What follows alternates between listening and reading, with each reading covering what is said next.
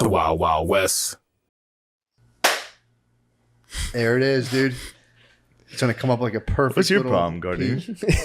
You got a fucking attitude today. There's an angry clap. Yeah, what are you mad at? He's working out, dude. He's fucking Christ. swole right now. Oh, really? Yeah, Gardini's getting pumped. In Yeah. the garage? I did CrossFit with my daddy. Really? Him and his dad did CrossFit. It was his birthday present. He said, I would love for you to join me on my workout for my birthday. Dude, that must. Fuck, dude. Working out with your son must be awesome. It was pretty sick. And then we chilled and crushed brews after. Really? Yeah. This is sweet. It Yeah, was a that's good nice. birthday. I was happy to hang. Wait, Yeah, how was the man. workout? What'd you guys do? Dude, all these push-ups and fucking... Dude, CrossFit's so gay. Did you try to go extra hard for your dad though? I was trying, but he's beast, and I'm just a small, but I was struggling. Your beauty. He's the beast. Yeah. You're the beauty. Is it competitive? It's got to be competitive. There's people that are competitive. Lesbians. Lesbians and like dudes that are gay but don't want to admit it. Oh, so you guys go to like a CrossFit gym? You don't Yeah, just. he like oh, okay. belongs as a member to a gym, and everyone's like friends. And he's just kind of like the old dude that chills. You know, like Your dad might be stepping out. He might be trying to get some side. That'd be no. That's what dudes do. They join CrossFits to They try to fuck get jacked pussy. ladies. They try to have sex with jacked lesbians. Spend a night in China, dude. He does like watch That it. one night in China. Yes. Hell yeah, dude. I'm stoked for you, man. You should go every day. You should try to go every day with your dad now. I do want to get jacked as hell. You have to get jacked, dude. That girl will like you from the beach. I know. All the girls will like me at the beach if I was Dude, if you jacked. got yoked, All right, what's going on, Oh, dude? yeah. What's up? Well, we're back, dude. It's been a couple weeks. Yeah, Yeah. How are you guys feeling? Pretty good, man. good. Pretty good. Good. I dude. feel good about the Rogies episode. Dude, I was dreading it. the I was crab swirled a couple times, but it's to be expected. not dude. as bad as I thought. Crabs. Oh, I called Matt immediately, and I was like, "Dude, I was swirled. It was full crab swirl. What, It was full. what is a crab swirl? Did you ever see the GIF when like Mr. Crab is just like and it like swirls Oh, yeah. around? It was that. It was that, dude. I said something to Rogies. Rogies didn't laugh, and I was just like, it was terrible. It was so bad, dude. It's so uncomfortable. Getting caught in a crab swirl stinks, It was, dude. dude, and then it was like hour 1 of 3 hours. I was swirled. You swirled. I swirled for I'm a half an hour in. I didn't hear any the swirls. swirl didn't start yet. Okay. It's a hard swirl coming. He asks about SNL, and I was just like, it all came back. How do I The explain? PTSD came back so hard. Damn, your inbox filled with your Twitter. You're like, Oh man. That's the worst feeling in the world when you've thought about something a lot and you have a good way of explaining it, but Exactly. then someone hits you with a question point blank and you're like, yeah, dude, it happens it's fucking every whatever. week. Yeah. I read stuff and I'm like, I'm gonna explain this so good. And I start, Yeah. I'm like, damn, I'm an idiot. Fuck. But this is one Shit. I've talked about it 1,000 times. Yeah. So I was like, I got it. I hope he asks. I'll Yeah. handle this well. As soon as he asked, I was like, it's hard. And then and he just fucking sat there. You went into the one thing, you're like, yeah, for a while, like you can't even trust people. He's like, what do you mean? You're like, let's just start from the beginning. Yeah. It's like, dude, I don't want to do this. I mean, the whole time I've tried to avoid it. I've been trying to avoid talking about it seriously. Yeah. And that was the one. Yeah, I mean, it's also Whatever. You can also just chat about it, and but I hear you. Yeah. It's tough to. It's a tough thing to navigate because when you're thinking and talking, and there's another voice being like, "Shut up, bitch," as you're talking. Dude. It's just crab swirl fuel. Dude. It was pure swirls, dude. Oh man, it was funny though. It was Yeah, it's funny if you know me. true. Yeah. If But- you don't know me, they're probably like, dude. what the fuck is this? No, even I think that too. I wondered that, but there's also if I'm just chilling there and all of a sudden that comes up, I'd be laughing pretty hard Yeah.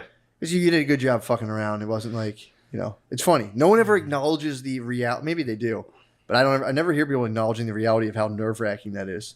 Well, the temptation to go deep on Rogan, I think, is I would want to be like, I don't know. Whenever I think about being on Rogan, I'm like, oh man, I'd love to have some like real deep conversations with him. But then if I was on there, I'd be like, this sounds stupid. This sounds stupid. Oh. I'd try to like bail out and then try to be Yeah. funny. He And doesn't then really just didn't- jump in. Yeah. He doesn't really jump in while you're telling stories. So you're just like, then, oh, fuck, is this bad? Is this a bad story? What else do you want to talk about?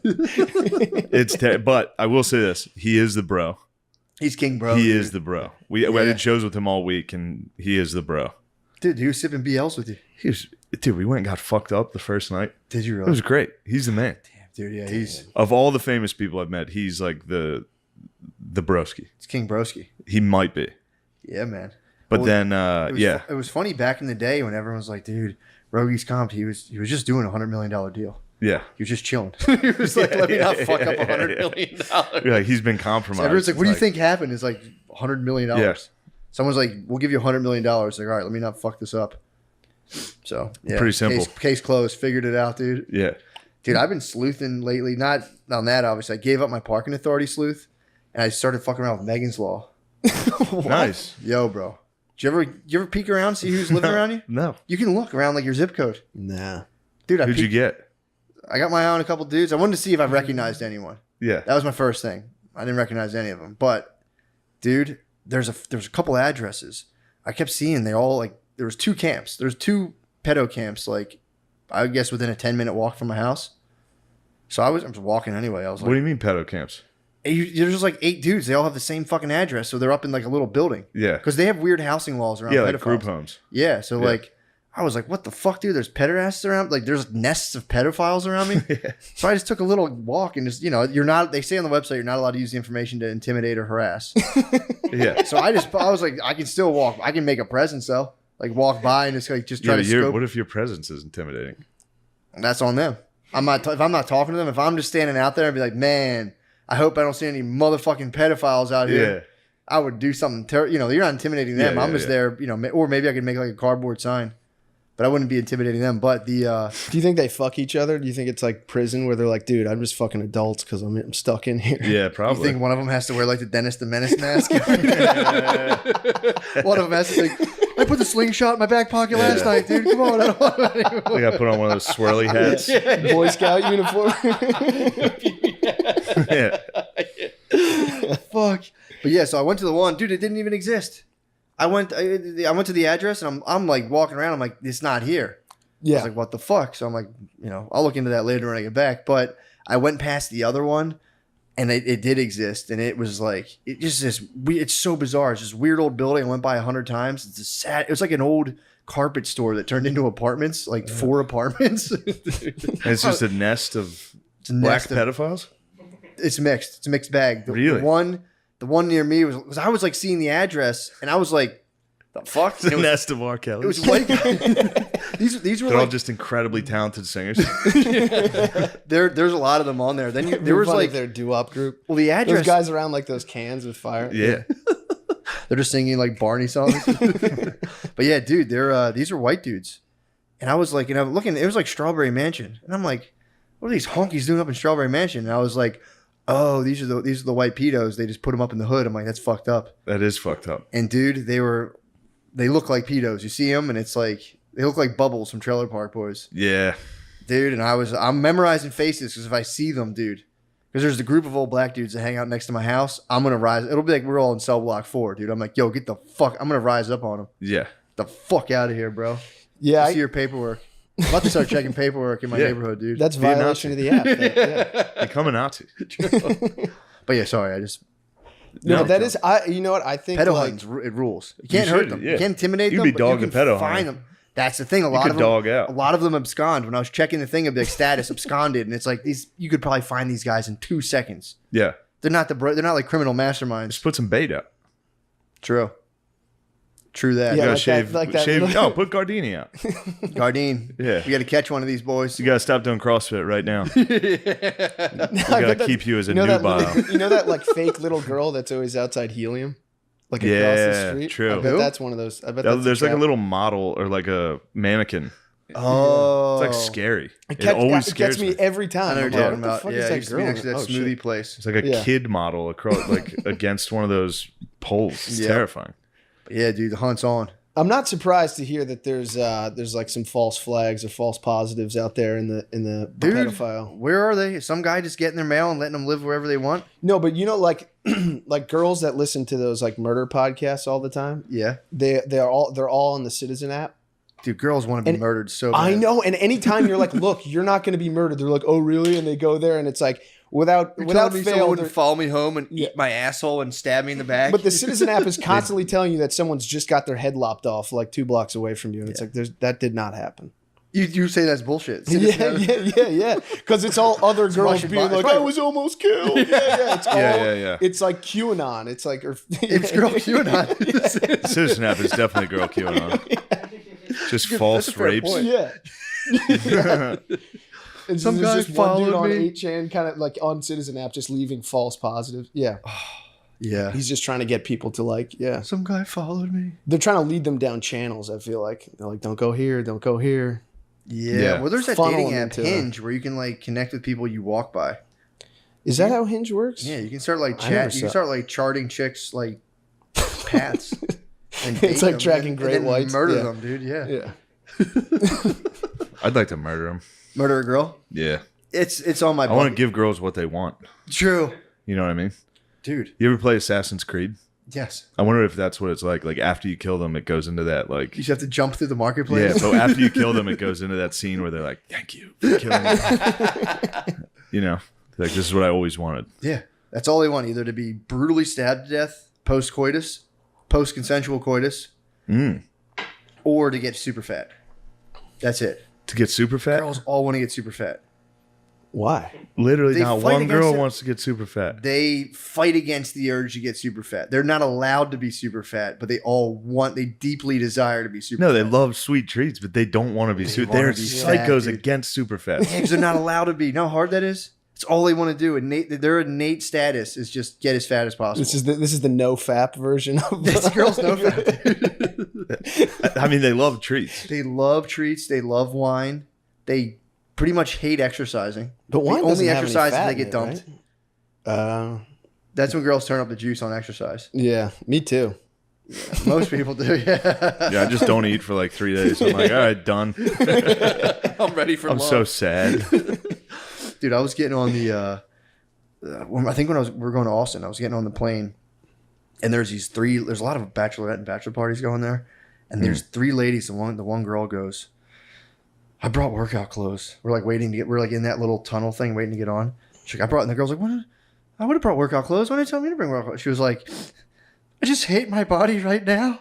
Oh, The girl man. was like, no, we love your body. It's like 2 other girls like, we love Oh, they your were body. just hammered, dude. No, they weren't even drunk. They had to be. You think so? Bachelorette parties, they love getting hammered at the fucking. True. Everybody loves They're getting hammered at probably the airport. Fucked up. You're right. Yeah, if she's crying about working out in the tunnel. Yeah. She had 2 wines at TGI Friday. She's like, I'm fucking fat. Just that setup. I brought workout clothes. I might start doing that. Just like when you and me are hanging out. Just be like, I fucking hate my body right now. I brought workout clothes. It's like clearly she wanted to talk about how she hated her body. Yeah. Why didn't you tell me? I would have totally worked out with you. She's Did any like, of the girls demand that she produce those workout clothes what do you mean? to see if she was faking it? Just to get Oh no. Okay. Girls. No, they probably just assumed. Yeah. Secretly. They're all lying And to talk each other. Yeah, other. exactly. Yeah. They live in a world of Like, lies. she didn't bring it. She's a fucking fat bitch. She's lying. Well, the Oh whole- my god, hey. the whole thing result. Eventually, I got to the bottom of it. I was, it was kind of slow going, and she was like, "My mom just called." They're like, "What's the matter?" She's like, "My mom just called me fat." It was like, dude, welcome to my Whoa. world. Mom calls me fat every fucking Yeah. summer, dude. That's what parents do. Moms are on the lookout. They know what their daughter wants. And they're like, dude, I know we all want to be fat as hell. You can't. It could just Holy no. shit, I yeah. think you're wrong about this, and You I don't wanna want you be to take fat. this the wrong way. Sure. I think it's because you have a long history of dating minorities. I think in the end they get plump as I hell. was wondering where you were going. I don't want you to take this the wrong way, but I've noticed they do turn into big mamas, and I noticed the lasses also plump out into And fine Italian senoritas. ladies? Italian ladies do turn into fat wops. Other than some type, shit cut me out. other than some moms. Sometimes Italian moms stay fit. So far, yeah, that's fair enough. Indian ladies, Indian ladies stay skinny. sometimes, dude, Do they? I think so. they can go. Well, if you Big make Gandhi enough, out. if you make enough money, your wife will reach full. She'll self-actualize. She'll self-fatualize, dude. It's fully. It happened. I had a Korean boss, dude. He was pissed. His wife fatted? His wife actualized, dude. Asian women tend to stay skinny. There, dude. Well, he was boss level, and he was around snacks. So she sat in it was a beer distributor. Yeah. So she sat around chips all day, and he would like disdainfully watch her eat chips and be like, What would he say? He would just be like, oh. The one time he was telling my brother, What would he say? he showed love my brother, Korean. he showed my brother his penis, and he went, I cannot get any power to my wife is too fat about that. Oh man. Oh no! Yeah, dude, just a fucking penis nestled in a bush. Bush, yeah. Just went like this. And I was like, whoa, what the fuck? Absolute Asian I cannot get thicket. too much power. Oh fuck! Yeah, dude. I've he been was- there. I would have been like, I can't get power sometimes. Dude, too. yeah. You gotta start hitting an armpit or something. Dude, he threw a coffee at her one time. With in the mug or out spray like Dunkin' Donuts soft cup. through the full cup. They had a box of Joe. What did he throw it for? I just came into the office, saw it on the wall, and saw her just doing like. And then I walked in, and I was like, "What's up, Kim? You bit?" And the guy was like, oh, "No." His number one man was like, "No." And she just like walked out holding her arm, and there was just a coffee lines running down the wall. And I came in, I was like, "Oh shit!" He just fucking Damn. scalded his wife. I saw her eating another treat. Dude, he was bitching about it. Just dipping donuts in it. She was crushing the hers, dude. The hers man would drop like Dumbo drop Yeah. crates off, dude. And she was just crushing them. You gotta keep him And away. he was just thinking about the power, dude. He could not get any power to his He's penis. lost his power. And they're dog brains. They Yeah, are. man. You There's do. treats, they're gonna munch them. As soon as someone leaves the room, they're in the trash can nibbling. It's a top move. They go, what's this? And you're like, Ooh. it's a fucking brownie. You've seen these. Yeah. Oh. I've never had one of these. Oh. It's cake. Yeah. Oh. Of course you have. Yeah, dude. You know what they like? They like those Starbucks fucking cake bites. Oh, man. It's just they just crushed on. Look, I'm not judging anyone for what they munch, but they'll put The down ones on the Starbucks. straw or whatever. Yeah, yeah. Straw- Oh, yeah, dude, those are good. Starbucks is definitely very taking good. advantage because they make just like delicious like milkshake drinks. And they're like, no, it's coffee. And they're like, no, it's not. Yeah. Yeah. It's like, that's that's a fucking Yeah, milkshake. yeah. You're drinking them every day. They sneak the fat in, Yeah, sugar, dude. smuggle it in. Bullshit. Starbucks is on some bullshit. But sorry, You don't like Starbucks? I don't like what they're doing to our sweet babies, dude. I thought they wanted to get fat. You should support Starbucks. Look, dude, but they can't, in this world we're in, dude, they're not allowed to. They're not allowed to. I wish I wish them the best. I support them in what they want to do. I'm more of a feeder. Is that what you think? What? Look, I've witnessed. Never mind. Never mind. I'm not going to talk shit. You're a feeder. No, I'm a feeder. I was saying it'd be funny if after I did Rogan, I just started acting like him on podcast, like where you'd say something like, "Is that really what you think? Are you being serious?" you gotta be like, "What?" Oh, the swirl, dude. So a week-long swirl, Dude, Matt. A week-long swirl. fuck. Reliving it. Oh, I was so much like the special went great. The podcast is what fucked me up. I was nervous about the special, and it was funny too because Ari and I stayed at Tim Dillon's place. So for like a week, I was like, I'm not worried about this podcast at all. Like I've talked about the SNL thing 1,000 times. Yeah. I'll be fine, dude. As soon as I got in that room, Swirl City. Dude, It was a swirl, dude. I got in there. You get tested, all that. You got to sit there. I was swirling about that. I was like, well, I probably fucking have it now. did you get vitamins? Yeah, I got That was another thing. I was on a cocktail of wild shit during that podcast. You got on it. I got the JRE, dude. I had the full experience. You Yeah. did. Came in, had one of those espressos that he's drinking. And you're like, is there weed in this? So I took a COVID test. Then he comes in and he takes a COVID test, and then the nurse starts like flicking a needle for like some type of vitamin cocktail. What? And How much she is was it to retain a nurse? She's like, "Do you want one?" I was like, "Yeah, I'll try it." Oh. Just took a fucking dead arm for like 3 like days. intramuscular or is it intravenous? Killed, bro. What? It killed, dude. Did it go right into your muscles? Yeah. I had a dead arm the whole podcast. Just sitting there. I'm just jacked up on some B12 wild shit. It was the ultimate swirl. What the fuck, dude? It was a complete swirl. So you just get in there and just get like needles? Yeah, it was funny too because I was like, I'm not getting vaccinated. And then some lady was like, "Do you want a shot?" I was like, "Yeah, sure. If Joe's getting one, I'll try one, I guess. You know, I might as well. Me and Joe are such good friends now." Fucking love vitamins. Fuck, dude, that's so funny. Your Yeah. heart's just pounding through your cheek. You Oh can't tell my whether you're God. nervous Did you or. ever Oh take too my much God. B12? Dude, I Dude, I think I took stimulates you. It stimulates B12 you. and like 2 espressos, dude. It was nuts. Oh my What? god, It was chaos, in Dude, there. that's like a brain. That's like a stroke And I swirl. had like 5 Bud Lights and a shot of whiskey. And I'm just sitting there like, nothing I say is good, Well, dude. your I'm going to body- kill myself. Dude, how confused is your body to Dude, get I got more in there. vitamins than it's ever gotten? Oh my God. And then just get all this beer, and your body's like, what are we doing What right is now? happening? And why is your adrenaline spiking? And I got in there and just, as soon as I walked in wearing gym shorts and that polo, I was like, what the fuck am I doing, dude? I look like an asshole. That fucks me up. No. If I question my wardrobe, good night, dude. I couldn't be happier. I knew about I had to wear the wardrobe drip, choice. dude. The Yeah. drip had was to wear the fucking drip. The nasty. polo Billy ruled. insisted I wear the polo. The drip ruled.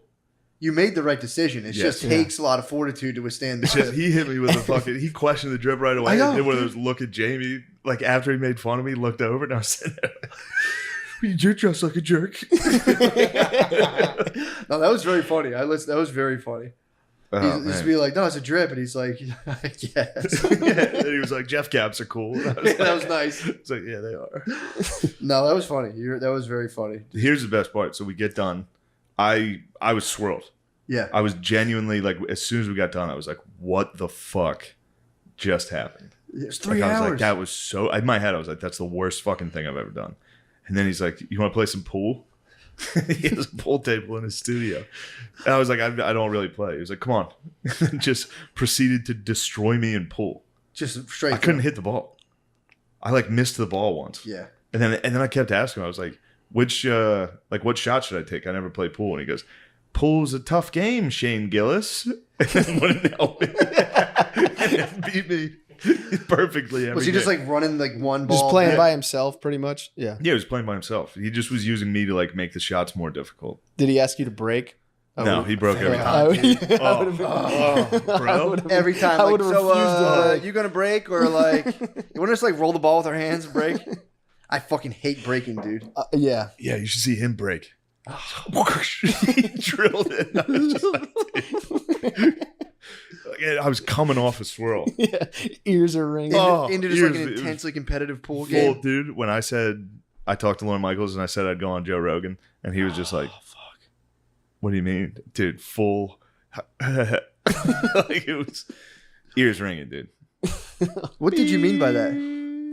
What do you mean by that? What did you mean by that, You don't trust people? dude? That's It's just like, let's start from the beginning. So I auditioned for it. I was like, God damn it. it does sound fine though. That's the thing. Okay. When it's in your own head, it's But like just know that in my head that whole time I was like, stop. What are you doing? there was a time just doing this podcast, I like stuttered twice in a row and then tried to explain something and realized I didn't understand what I was talking about. And I was like, I went home to I was like fighting with Brittany. I'm like, I think I fucking lost my mind on the podcast and everyone's gonna figure it out. And I watched it. It was absolutely nothing. Yeah. It was just me being a psycho in my head. Yeah, dude. I got one of the nights this week, I tried to go to sleep and I couldn't because I was like, that podcast is coming out this week and I'm going to look like a fucking fool in front of everyone. It's fine. How So hot fun. was your face? When he didn't laugh, Yeah, just for, oh, just, I could feel it. I could Yeah. feel it right away, just like Blood like rush? a blood rush to the face. And I was just like, just smiling dumbly while you're falling apart. Like, Just your ancient nervous system being like, what is this? What are we Oh. doing here? We're so vitamined up. We're stimulated. yeah. And just we're having a horrible Well, time. I just should have never. I thought I could discuss the SNL thing properly. I should have just been like, let's it's joke. dude, Yeah, it's not the end of the world. Totally I'm just fine. gay. it's totally fun. I am just a gay man. Dude, The special was fun though. special was great. Yeah, that was cool. That was Hopefully- awesome. Did you get hopefully that any, comes out. did you get any little I haven't seen crumbs from anything it? Nice. yet. Hopefully it comes out well though. Yeah. it looked amazing. Both you guys crushed the night. Yeah, I Matt there. was killing. Yeah. Dude, I Matt killing. nah, man, I was just Yeah. you know, I was Nah, just warming up. just- I was getting coming the in. hour ready, dude. Yeah. Just throwing things against the wall. Appreciate you pushing me on that. I would never have done that. Yeah, I'm glad. 10 years would have passed. I'm like, No, so you should do it. Jerry You reached should out. start headlining. Okay. You should. I'm start excited. I fucking every day I write all my material down. Just to make sure I remember. I have fucking nervous dreams about, dude. I have a recurring dream. I go up and I just go, and I have no idea All what the I'm going to time. talk. I have Fuck, that- Dude, I I have hate that it. I have it dream. once a week. Bro, I have that Sucks. dream constantly where I fuck up doing it because it used to be football.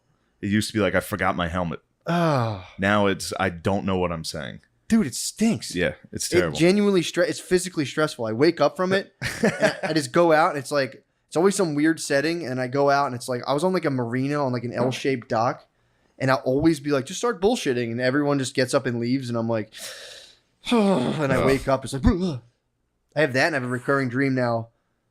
In the last 3 weeks I've had it twice where I'm breaking into a house, same fucking house. I just walk around in there. It's probably the pedophile nest. Could be, dude. You might be, yeah. Dude, I might run up in there.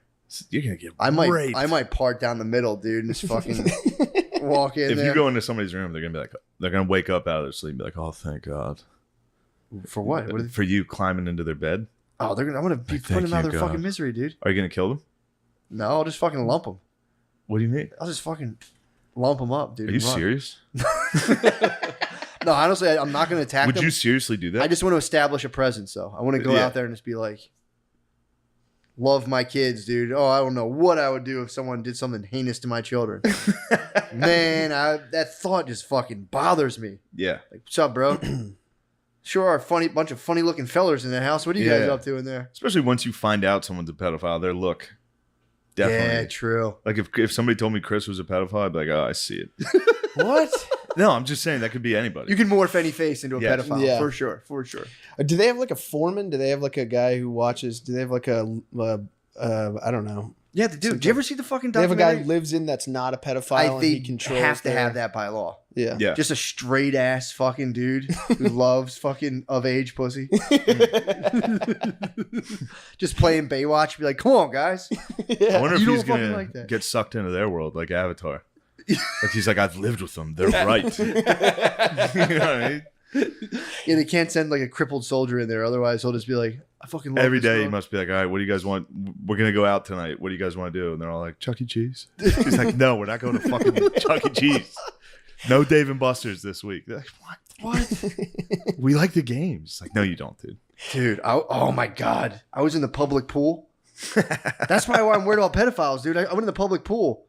Dude, I would swim away from Brittany and Maya. I would get like 6 feet away and just be a dude by myself in the public pool and be like, this is a bad look. I told you, dude. I swim at hotels. Dude, I can't go in. it's tough, If man. there's a family, I get out. Yeah. You did the right thing. Yeah, you look like a fucking maniac. Dude, Especially I don't swim. I'm just sitting there like floating around. yeah, man. Well, you also get like there's little kids that are running around fucking bumping, like they get Ugh. like up in your face. So you have to just like constantly be swimming away from like 11-year-olds.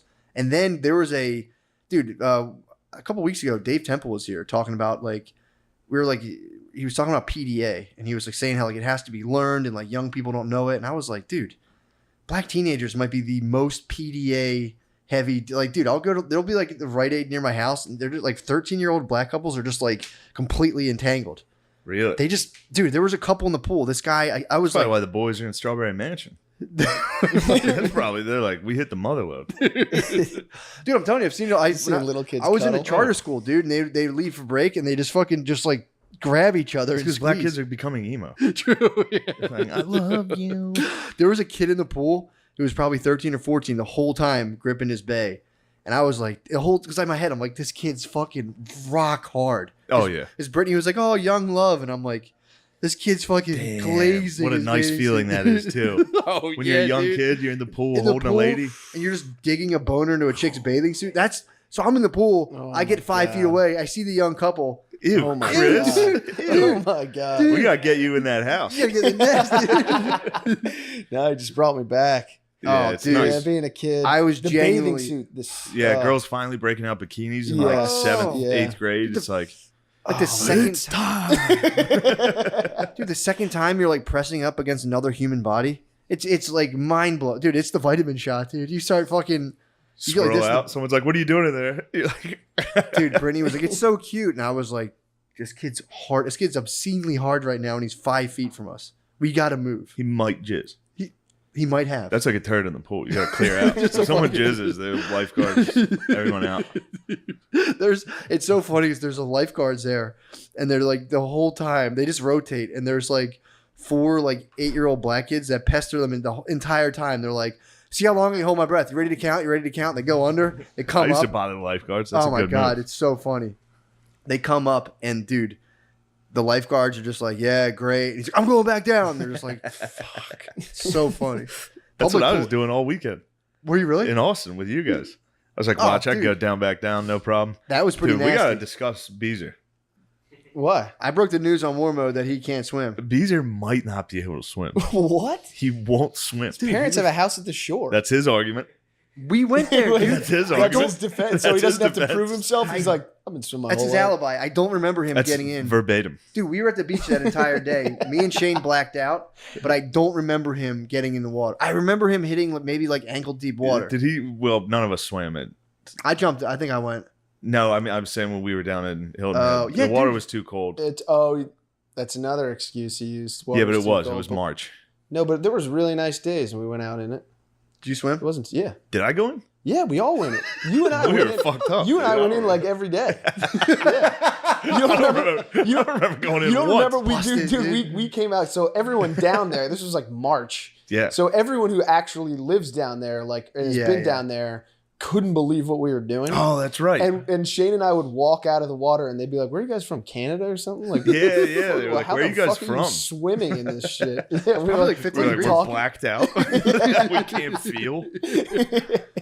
Beezer might be scrambling our minds when we're around bodies of water because you don't remember swimming. I've only These ever, are yeah. something, dude. He just puts his feet in the water. Yeah. Yeah, I'm telling you, Yeah. dude, I've never seen. No, him swim. actually, Beezer and I went. Beezer came in once, Okay. but That's he big he news. body surfed a little bit. Oh, all And right. I think was he on a that's what boogie he's board doing. or he's body surfing? No, he just straight up body surfed. This is unfounded then. All right, good, good. But But he didn't wouldn't go swim. in the pool. He wouldn't swim now, in the pool. now it gets deep. Now the issue is even deeper.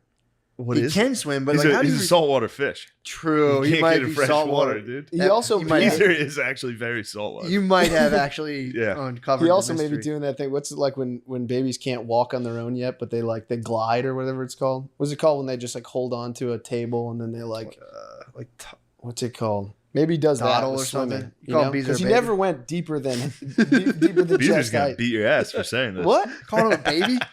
I'm just saying he's got. Did you just call him a baby? Why would you do that? Hey, you guys said he can't swim. I said he can. No, swim now it's just he a little bit. refuses to swim, and it's. I think the freshwater theory might be the The thing. freshwater theory is He, it. dude, that makes so much more sense because it was a saltwater pool. He asked me Ooh. 100 questions about the saltwater. He's like, so like, what does it do? I'm like, nothing. It's just a little bit of Get salt. in. He's So just he an was- alien. I think Beezer might be an alien. He's like, He might be what an ET. chemicals exactly are in this pool?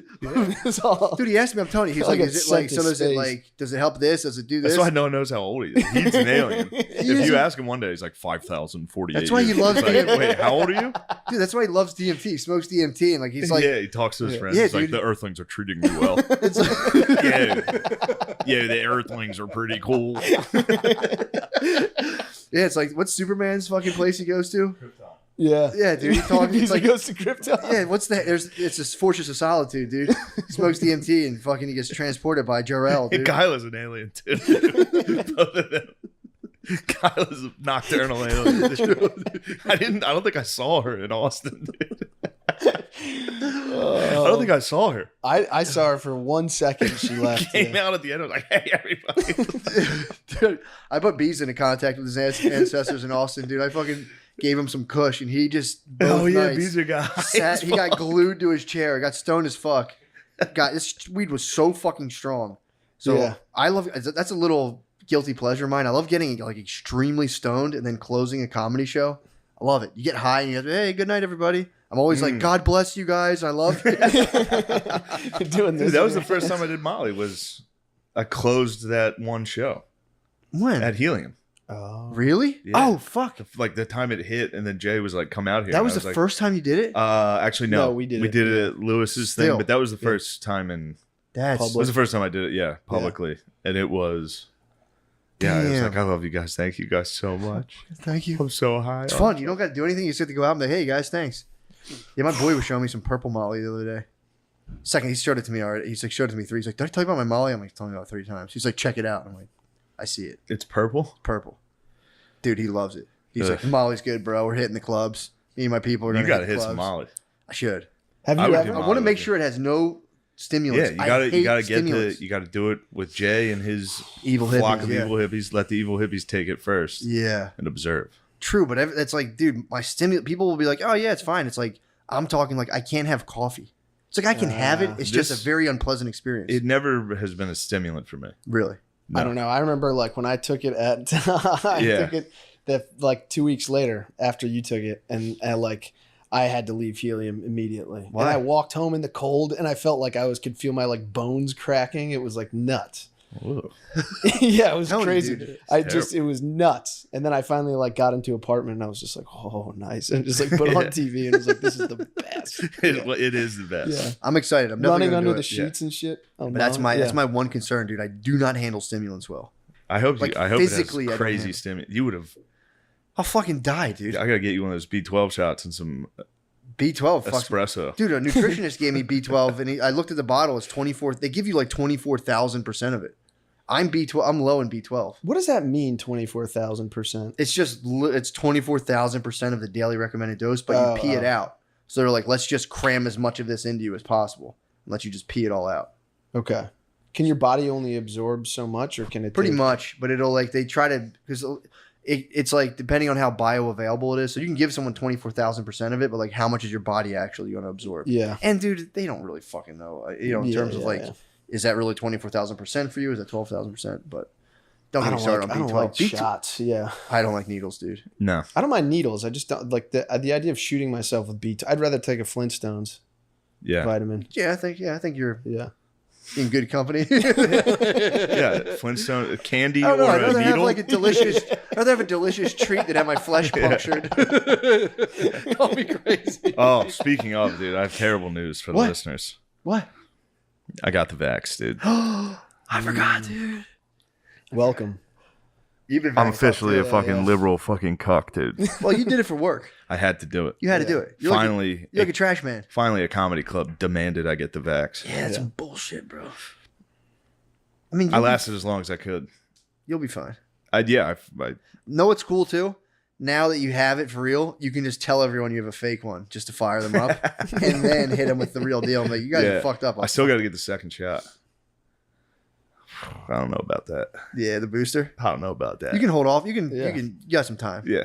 You got to wait what, like 3 months between them or something? No. 21 one. days. What? 21 days. Yeah. Why is that? What's the fuck's up with that? No one knows how any of this I works, don't and know. everybody talks about it with complete certainty. I don't know. That's why do you have to And wait it bothers 3 me. moon phases for the I fucking? don't. third- I don't understand like how like if you have it, if you've had it, and your body has the immune response. Yeah, they're like, now, people don't why know does how that- long Why does the that only immunity lasts. last? Why does that last less long than Well, the they- vaccine? I don't. They're get like, that. we think that we think it They does don't know. very well against the variants. That's all they say.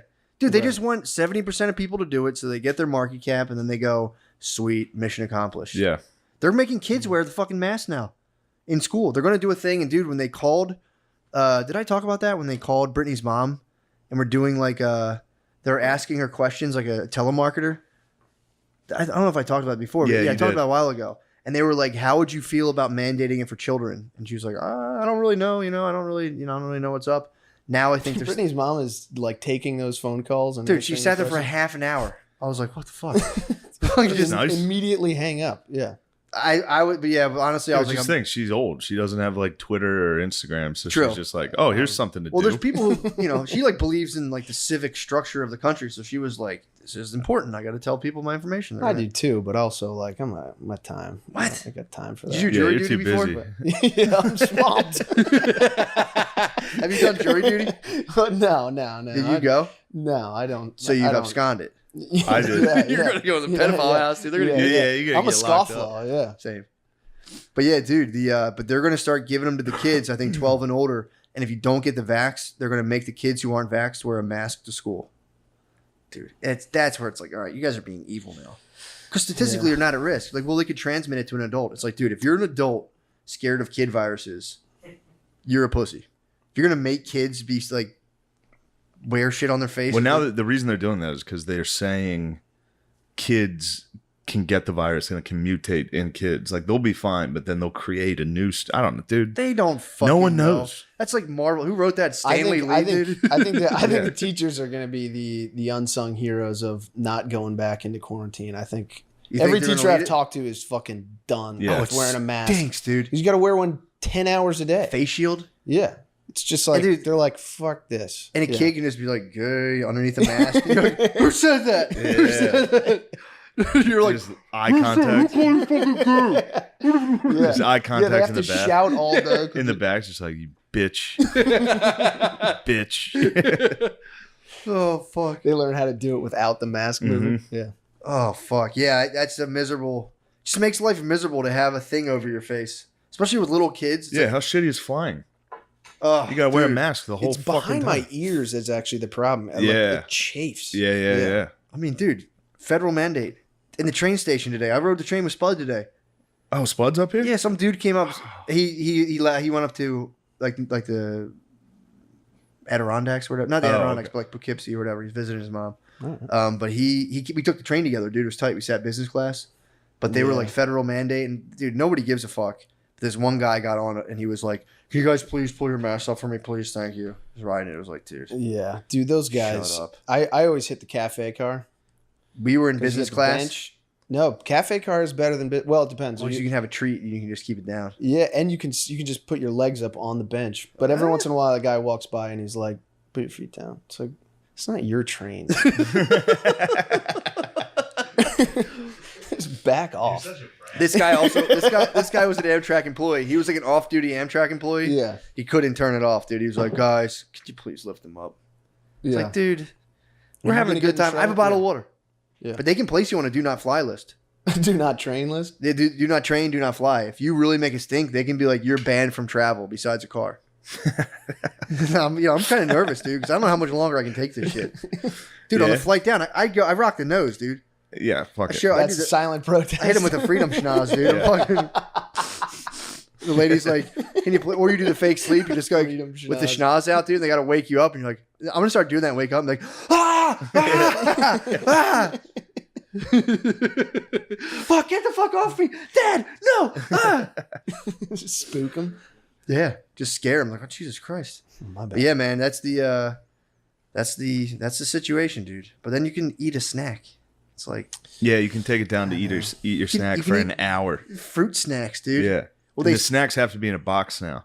what? Well, then Yeah, you get boxed snacks now. get a bottle of wine. Get one of those mid-sized bottle True. of wines, and then you can drink it the whole trip, and you're technically Damn, snacking. you probably get bombed on planes. What? They don't serve Planes? alcohol on planes No, anymore. I got bombed on a plane once, Same. and You got to just get up to piss. I forgot It's how much so I have to shitty. pee. Do you- Yeah. It's just like Do you guys shit on planes?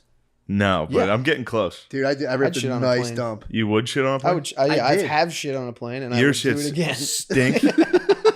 You must have just destroyed a plane, dude. 100%. Oh, Yeah, dude, I took a nice dump on the plane. how nice did you watch it flush? Did you keep the lid open to watch it flush? Hell yeah, dude. Yeah, that's. I've always dreamed of that. Dude, I'm telling you, take a nice Watch dump. it slide down. Here's what you do. I let a fart out. Oh, you're such a piece of shit. I let a dude. fart out on one of the planes coming back from Houston or whatever, and I was like, we're packed in. I'll get away with this, no problem. But Oh.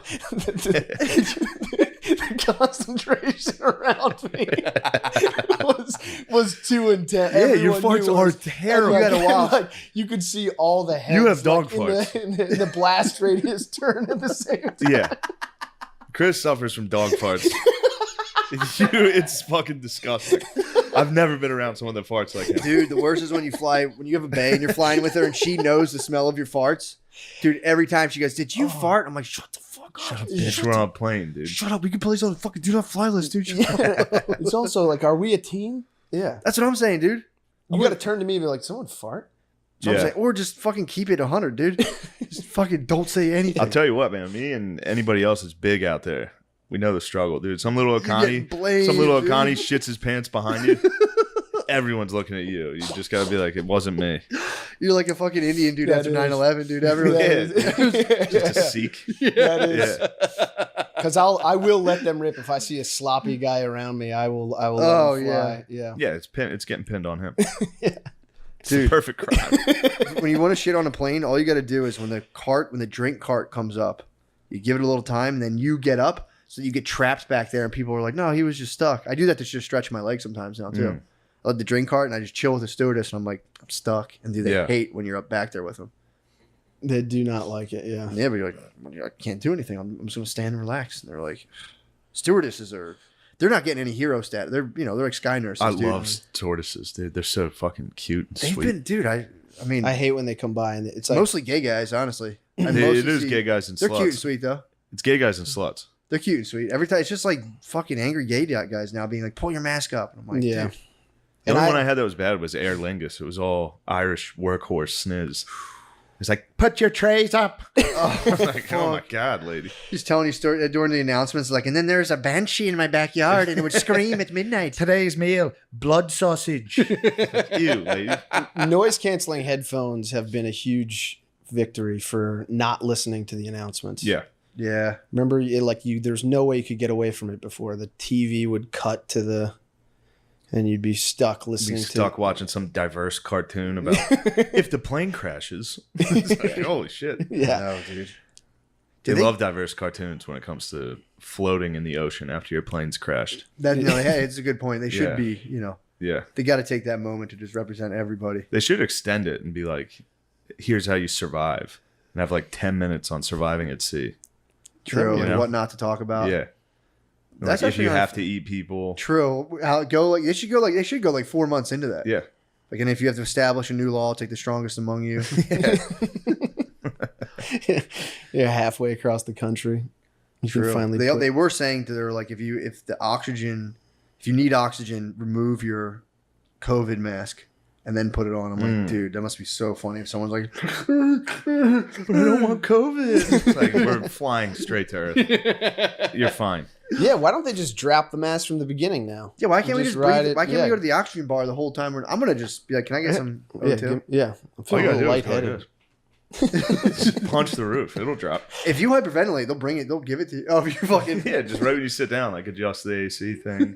Turn the light off and on like 3 times, then just dude, that'd be a killer nap, dude. If you hooked up to some O and you're just, it must feel good. You probably get off the plane and feel great. Yeah. Do you remember the oxygen bar at the boardwalk? no. No. What is that? There I was, do know what I know what it is. yeah, dude. They Yeah. were like trying to push oxygen as like a light delirium. You would go to when I've I was heard- like in high school. You go to the boardwalk and you could like chill and be like, yo, that oxygen gives you a buzz, dude. Yeah. Yeah, I've heard that's like fake. Well, dude, Well, they're selling it to 7. Like even when the dudes True. are on the sidelines or whatever, like that doesn't do anything for you. really? Yeah. Like What the fuck do you know, Chris? I heard that from someone Fair enough. you. that you're already like you can't take in any more oxygen than you're taking in right now. Where's my damn Zins? Damn, dude. my nicotines. Yeah, dude. what I I was heard. telling Shane, I got nervous. Like, we got back from the thing, and then I was like chilling. You're still down in Texas. There was one night where I don't know if maybe I'd eaten too much chocolate and had a little caffeine in the system, but I was restless.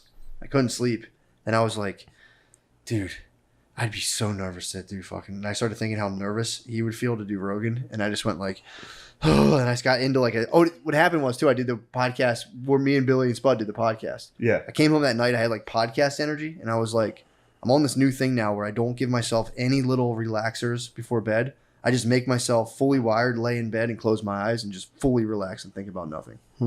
It's kind of tight, dude, because you eventually get good at just kind of like turning off your nervous system.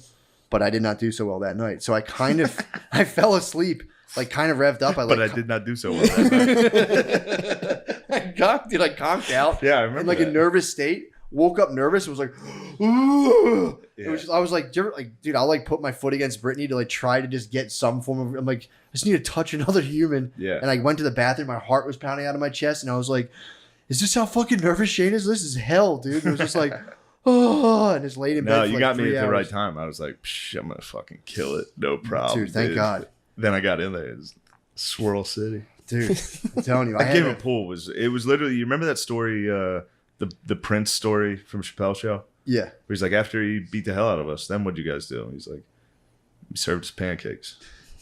That was my pancakes, dude. Just It's whooping like your after you ass. bombed on Rogan, what'd you guys do? He just fucking killed me in pool and then left. And I was like, all right, then he later. left. How many rounds did you guys play? I think 3. Damn.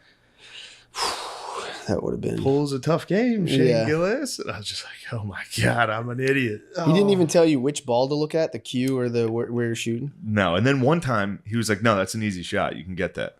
Because it was a straight line. Dude, he fucking spun it around the ball and hit it in. What I was the like, did you spin that? He was like, yeah, a little. I was like, you just saw me miss the ball. Yeah, don't do that. You know, I'm a little drunk. Like, That's when the drip looked extra foolish. Oh, dude, That's when the drip was a looked good choice. The drip looked very foolish when I was standing there in gym shorts and a polo, missing the Just fucking scratching fucking balls. just It looking stinks, like a though, big dude. oaf. Yeah, but it's like, dude, I thought every time I play pool, I'm like, I'm gonna start playing this, and I'm like, I'm gonna get good at this, and I just go, no, I don't. No, it's only comes up at like when I go to my Uncle Jimmy's house, we play at parties, and I'm like, Yeah, that's how I feel about like bowling or something. You bowl Yeah, once. dude. and I you're like you know, bowling. No, it is. It's great. Bowling's fun. But every time I do it, I'm like, you know what? I Until the should. second frame when your arm's tired. And you're like, does everyone want to quit? And everyone's like, yeah, let's quit. That's how bowling goes every time. yeah. By the second game, I get into that mode of just like little cousin mode where I start just like throwing wild balls. Yeah, I'm like, yeah. who even cares about the score, dude? Just fucking around. Yeah. But again, it is important for everyone to know that Rogies is the bro. Yeah. King bro, I dude. couldn't believe it. He might be the emperor of bros. I Dude. couldn't believe it. He's wild. He should veil his face and just be bro emperor. He is. What was it Yeah, I like guess going so. out and drinking with him? Where'd you guys go? We went to this outdoor bar. So we did that show with him. Then we went to some outdoor bar in Austin. It was great. And but what was crazy is like 45 minutes after us being there, like it got packed. Yeah, Like word got out that the emperor was out. it's got to be bizarre. Yeah. And it's just a bunch of people coming down. Oh, I mean, like, yeah. But then yeah. once people started coming over like drunk, like, can I get a picture? It was like, all right, we gotta roll out. get Yeah, out. I tell But you. it was talking to Matt. Yeah. Every conversation I had with him, I was like, I've had this. He's like, no, you just gotta smoke weed. You just gotta get through it. Like he literally was that. Yeah. Like I was like, I get too anxious. He was like, nah, you gotta smoke. Yeah. Once you get past the anxiety, it's great. And I was like, don't you feel like in your own head? He's like, I'm always anxious. Like he was out at a party. Like I'm always in my own head. I was like, yes, dude, you rule. Yeah, dude, that was making me laugh so hard. He's like, just get through the nerves, dude. Just blast Yeah, through. he said like 12 things that you've said. Oh, it's so fun. That's why I was very like when I was thinking about you going on, I would wonder how it would be. dude. I think it's two autistic dogs. I think it's two autistic. It might men. be pure beta fish, dude. It might just be like, Yeah, just staring at each I other. like mushrooms too. Yeah, it would be fully like, what do you mean by that? What do you mean by that? Whoa. What do you mean by that? I would strictly study mind blowing facts the entire. I would try, dude. Right now, I've been deep in comparative mythology, and it's nothing but mind blowers, dude. Mm. It's nothing but mind blowers, Yeah. dude. You start letting that go. About like ancient hunting tribes versus like Oh my god. cultivators and how their myths differ Bro. in term based on what they hunt and eat, Yeah. I- you I- guys that would be nuts. I dip my toes in, but I can't. dude. I was thinking about you. So they talk about how, like those tribes that when they think about like Cortez going and like killing the Inca or whoever Yeah. the Mayans and the fucking Incas and all that shit and the Aztecs. Oh, that was so fucked up. And like they were like, dude, the Aztecs had a ritual where they would take the hottest chick, like of age, and like the biggest babe, and they had the corn festival where like they worship like maize. They'd be like, oh, dude, this is like a gift from the god. And almost every culture that plants stuff has a thing about a god being cut to pieces and planted in the ground. That's how the coconut tree came up. This is how same thing. Okay. But so they take a beautiful baby, beautiful young lady, dude, the hottest chick in the village. They make her wear like the clothes of like the corn goddess, and it's like a 3-day thing. Everyone fasts for 7 days. They like bring the hot babe out. They're like, check out this hot ass babe. Everyone's like, yeah, that's the fucking goddess. Hell yeah, hell yeah. Eventually, do a big after 7 days of fasting, they give them a big banquet of like seeds and all this stuff. And then at the end of it, they fucking cut the chick's head off in front of the whole village. And then the high priest Buffalo Bills her skin all just from her body. The head just like goes somewhere, and then he takes all of her body skin, wraps it around himself, and then puts on her clothes and walks around and does the rest of the procession. So you're a fucking dude in this. I feel like this is mostly to control the tribe. Like the dudes will compete over a too hot chick and they kill her. Dude, well, a lot of it No, too. Their life yeah. was so entwined with violence because you worship nature, and like nature's very violent. So these guys were like, God thinks it's awesome when we just cut chicks' hearts out. Ugh. So that's what was going on. Then Yeah. you're some dude from Spain, and you see this, and you're like, fuck this. This is fucked. This is so fucked up. Is this why all babes want to get murdered? Yes, dude. Only the hottest chicks got murdered, dude. Yeah. But there was these African dudes, and like, so there's like the difference between the people who are horticulturists have like this like kind of regenerative thing, like dying and coming I'm just back. looking at your dick pressed against that. Dude, but this is like a what- little kid in the back of a station wagon. this fucking face against the glass. I'm the trucker behind. Dude, this is what made me think of you directly. So there's these African villages where like if the strict hunters had different mythologies, they didn't have like an ordained priest class.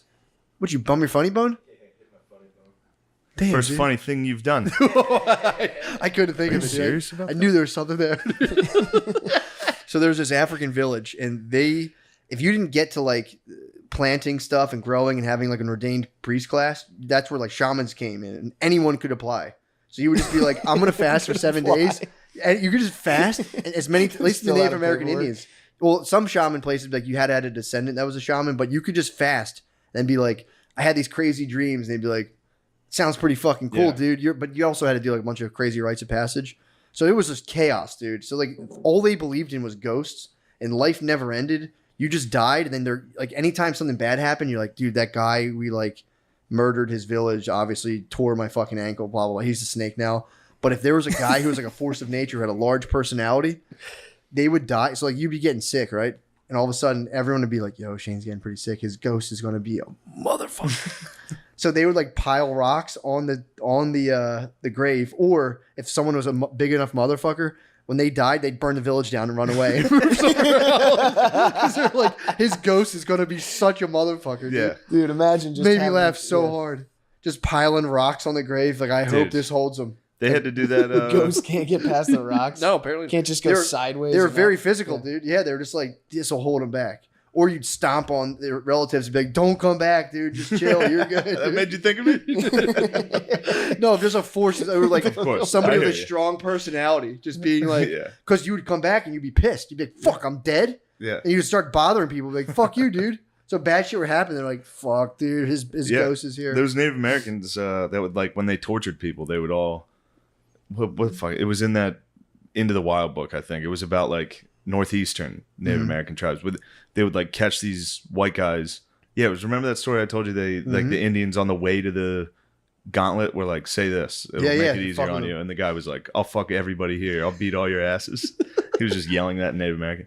But they would like do the same thing. Like they would torture someone, and then as soon as that person left, they would go like hut to hut, and each person would torture them. Yeah. Like you'd go into one room, and some old lady would just bite one of your fingers off. What? But then they would all hit sticks on their house where what they did was fucked up. They were like, "Get the spirits out Get of here." the spirit away. yeah, Yeah. they all believed in that same. The Great Spirit, dude. Yeah. The Apaches, they were saying that was an Apache. That's how the Apache would become the medicine man. At any point, you could just have like wild dreams, and you'd be like, all right, I'm going to go for my fast. There's a rite of passage. And you would go in a little tent for 7 days, and then you'd come out and be like, this spirit came to me, blah, blah, blah. But a lot of them would a lot of the Apaches would cut their fingers off. So you just cut a digit. And there's a lot of Apache like medicine men who only had enough hand action just to pull a bow back.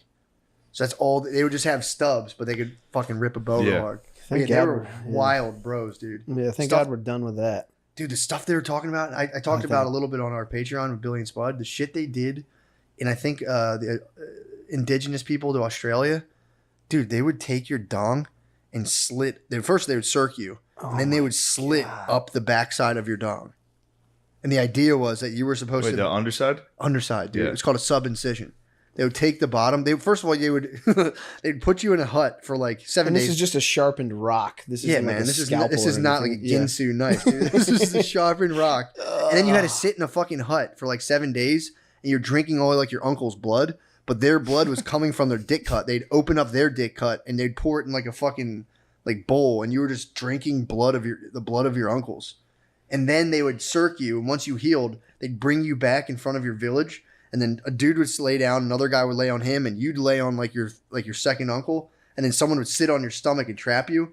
That's when they take your dong and slit it up. They give you the sub incision. Then there was an older guy there who was like about 30, who was like healed up for years, and he would go, cut me down to the fucking base, and they'd take his and open it and go all the way to the bottom. They were like, ah. And the idea was because there's How prevalent was ED in these? I don't know, dude. And if None of these if dicks you had made to a work. noise, they would go to all your female relatives and slash their shoulders and their bellies. Yeah, dude. That's a It's the nightmare. same thing as the Native Americans. Dude, I'm telling Like you, if while you were getting tortured, you like yelled out, your whole family was embarrassed. Yeah, man. forever. they would fucking cut you. They give you a little thing, be like pussy. Yeah, Yeah, dude. This shit I'm reading is the craziest fucking stuff. yeah, but you know who's really bad? Who? The Europeans. You know who's the real bad guys in this? Yeah, I mean, with what we know about childhood development now, that can't have produced Well, the idea they were trying to healthy-minded individuals.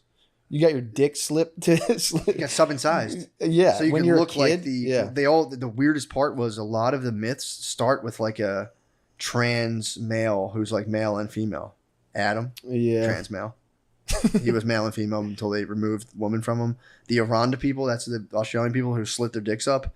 They were trying to be like the like original mother man. They all wanted. So they wanted to like women could bleed and like the mother man had like a big gash. So they were like, "Fuck, dude, women have their periods." So there was apparently a big fuck you to women. Yeah. Be like, "Yeah, no big deal, dude. My dick bled.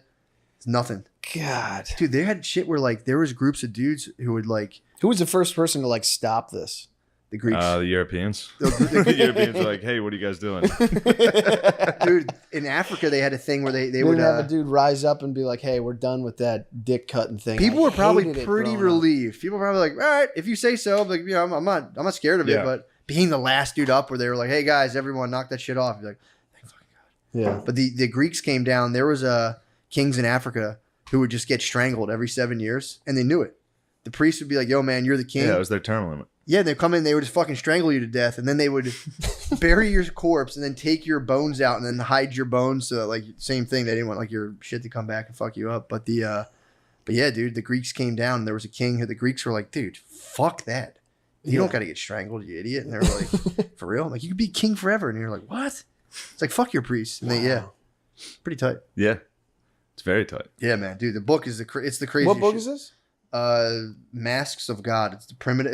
It starts at primitive Okay. mythology, then it goes to his words, not mine, Oriental, and then it goes Yeah. to Ramen's word. Not Occidental, ours. yeah, Occidental, which is like European, I guess, and then like the modern stuff. Is this Dude. Joseph Campbell stuff? Yeah, dude, Okay. it's the sickest shit. yeah. I didn't realize the fact that like people who a lot of the myths that we have and all like the major religions they come from like agriculturalists and like the Pagans. yeah, and it's right? kind of like tied to that and it differs from hunting stuff and pretty tight. Yeah, but of course. You know? Yeah, but it's like the hunters, Cain and Abel, dude. Cain was his sacrifices were animal stuff. Abel's were the plants. And they were basically like, this shit works. That Yeah. stuff doesn't. Knock it off. We can support 1,000 people. We'll fuck up your 50-person hunting tribe. But no, that's true. Yeah. I mean, Every that's- single myth comes from another story. Yeah. Typically. and it's Like, I mean, Jesus, you ever watch Religious with Bill Maher? Cyrus. You ever hear about Cyrus, bro? Yeah. Jesus' story was. Almost every single system of myth has a death and resurrection thing. And they think it's based off, and the ones that have it are the ones who are agriculturalists. The hunters, not so much. They're just kind of like, and then I became a ghost, and I just kind of did the same stuff, and like, there's no Yeah. like next place. Yeah, it'd be hard to not believe in ghosts when you like, someone dies, but you can still like see them and have dreams about them in your head, and you Yeah. don't know what the fuck that is. That's You got to be true. like, they got to be alive somewhere. That's what you'd beg your Yeah. ancestors to do. You're like, just come back in dreams, dude. Don't come and fuck with us. But they Invite would, us." yeah. You could like picture them saying something in a conversation. Yeah. Well, they were talking about how those dudes back then didn't know what natural death was.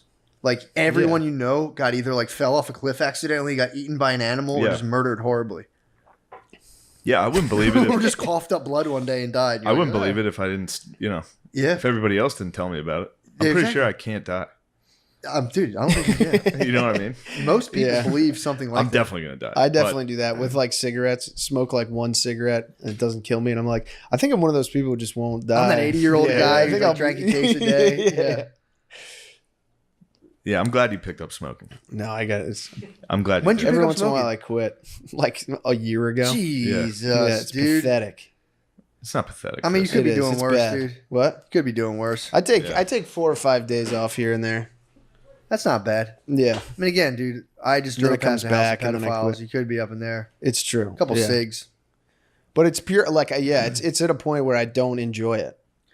Actually, Yeah, it's that's just bad. anxiety stuff. Where I'm Really? just like I don't know where to be or what to do, and I'm like I'm gonna go stand outside and have an excuse. It's good you have that in your apartment, yeah, in your own apartment. Yeah, yeah. You're Would like, you I gotta stand go outside and smoke a cig? yeah. Well, it is. That's that thing where it's like I should be doing something else, and I'm not doing it. After a show, it's nice. Yeah, It gives you something I like to to eat. go stand I out like front. to pig Yeah. out on food. After show, I like to pig. I don't know why. I hope you go. I used to hope be- you start doing the road and blow up. It used to be going to strip clubs by myself. Now I just pig, dude. I get done. I I get done a show and I'm like, I used to be like, I need to see girls. Now I'm like, I need to eat a meal. Yeah. Stat. What do you go with? Whatever's around, bro. Just anything. Anything I Candy. can get my hands on. I think I ate a baked potato in Harrisburg the one night. Just yeah. Put some olive oil salt on. It's Yeah. pretty good. Dude, do the cartoon.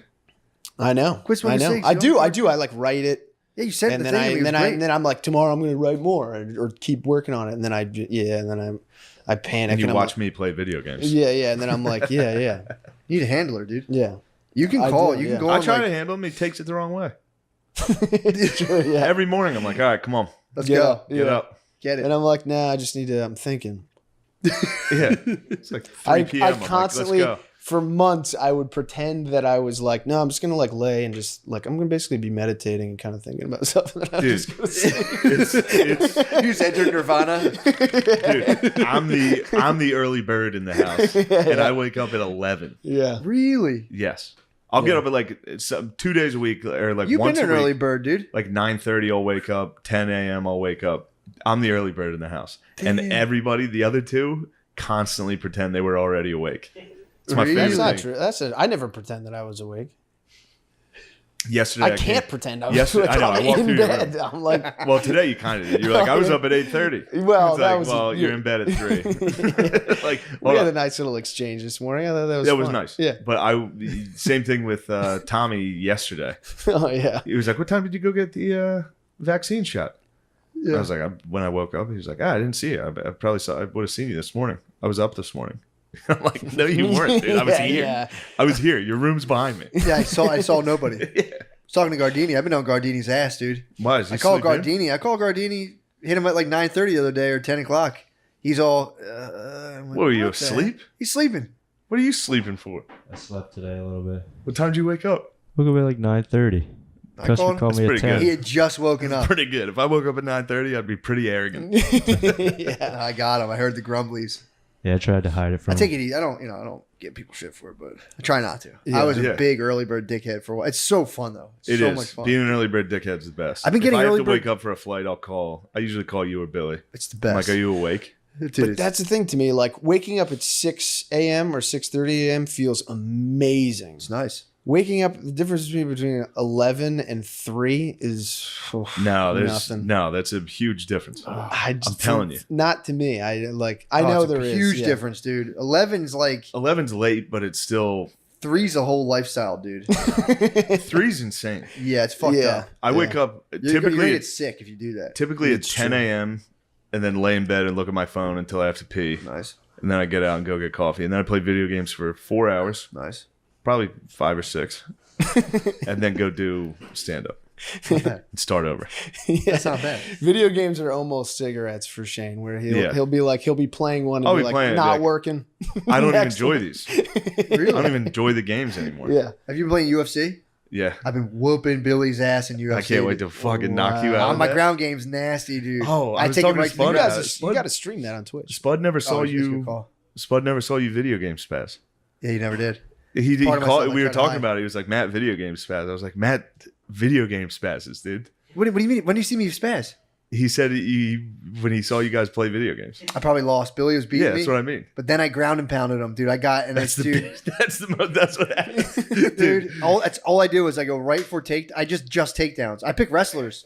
Yeah. And I get up, dude. Billy had me in a submission. I reversed the submission. He didn't know it, God. and he was like, "Yes," and I'm like, "Billy, I just choked you out, dude." He was like, "Oh, Yeah, I bet he video game spazzes the hardest. yeah, he don't like it." But If you're a little brother, your video game spaz is His rise. video game spaz is like he'll scream and throw a controller, and then it's funny. Yeah, okay. Your video game spaz, you get that, Quiet, that dude. glassy eyed like quiet, dude. I'm going to bed.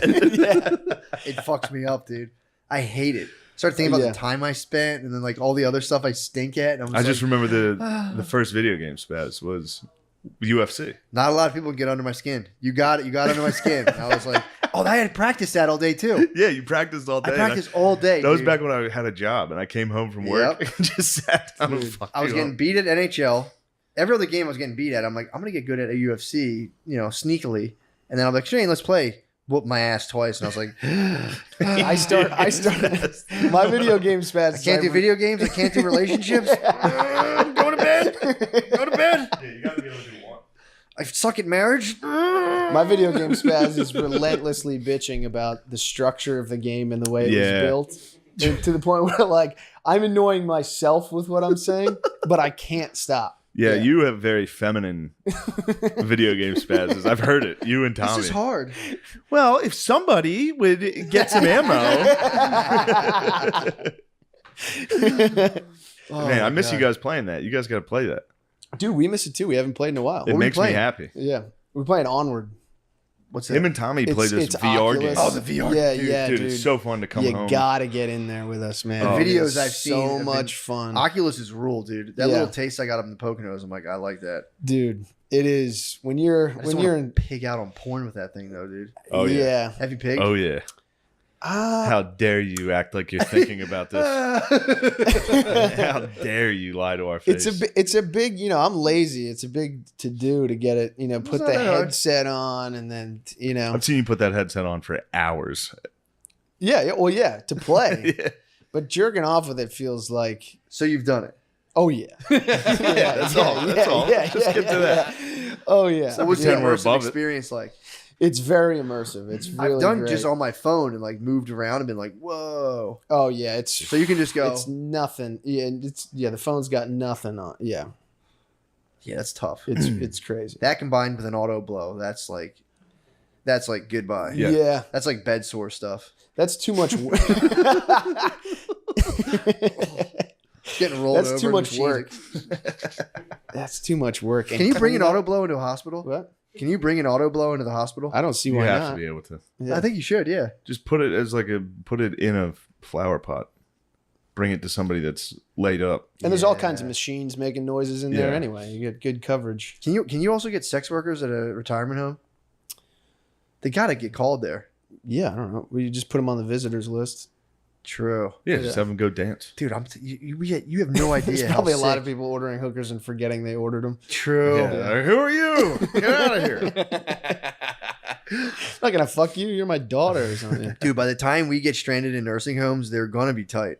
I've been harping on this forever. You think so? Yeah, they're gonna be so good, dude. Video games. I mean, that's what they think they auto are blows. now. The geezers that are in there now Fair are like point. TVs, Fair point. bingo, Fair point. Bitches everywhere. Fucking meat pudding? 5 times a week. pudding and jello. Yeah, that's a fair point. Yeah. That's No matter true. what, when you're a geezer, when you're in an old folks' home, you're like, whoa. Yeah, they got every Pat Conroy book ever printed, Yeah, dude. Every TV guide. So many legal thrillers in here, dude. Oh, they love legal thrillers. Dude, Moms love legal thrillers, dude. fuck yeah. That's because that's exactly the same thing. Moms didn't have Netflix murder docs and podcast series. all they had. So they have to read It's the archetype, dude. John Grisham He's like, oh, law books. what's gonna happen? Yeah. What's gonna happen to this guy? And over, dude, they're just putting porn on Netflix now. Did you ever see the show called Love/Life? Sex life. Sex/Life. Yeah, Did yeah, you see yeah. that? No, Yeah. what is it? So I walked in, Brittany was watching Sex/Life, and I'm like, Yeah. this is porn. Yeah. You're watching a porno. Yeah, It's just a girl like getting fingered. You Yeah. watched that, Christopher, by yourself? I did. I watched. How'd I you watched like it, some- Chris? What? How'd you like it? Someone was like, "You need to watch this. It's good." Ew. And- Pal? Who? What? A lady? Yeah, a lady. Yeah. And It's porn. It's just porn. it's worse. Oh, a than lady was porn. telling you to watch yeah. a sex show? Yeah. Did you Was talk she about like, it it reminds afterwards? me of you? What? No. Was it like, it reminds me of us? Were you like, All right, sorry. I was trying to Yeah. spice it up a little. No. Why'd Yeah. she tell you to watch it? true. There What are was her intentions? there was a girl who was like drunk at one of the shows that was like, "You gotta took watch advantage it." of her. Like you no. You took advantage of her TV recommend. I was like, "All right, I'll watch it." She's like, "This is what women want," and I watched. Oh, so it, you were and- talking about sexual stuff with this junk girl. No, she was just vomiting this. Yeah. It was like a movie. It was like a TV show movie Yeah. discussion. Is that true? What? Yeah, it got me. Yeah. Fucks you up, dude. It You fucks guys, you up. you guys are sitting there. She was drunk, and you were just kind of more or less being like, "Yeah, we got to get you a cab, get you out of here." Your older brother status, and she was like, "I just want some guy to fucking choke me and touch my butthole." Yeah, And you're well, like, we got to get you home. that's what this whole movie is. The show is literally just a woman who's getting everything. She's like got like a rich husband who's like taking care Yeah, of her as a dude. great dad, Yep. doesn't fuck up, and she's like, "Yeah, but he won't like choke me and like demean me." Why are they pushing Enough. that on women, dude? And it's like, Okay. Do women actually like that stuff? Yeah, dude.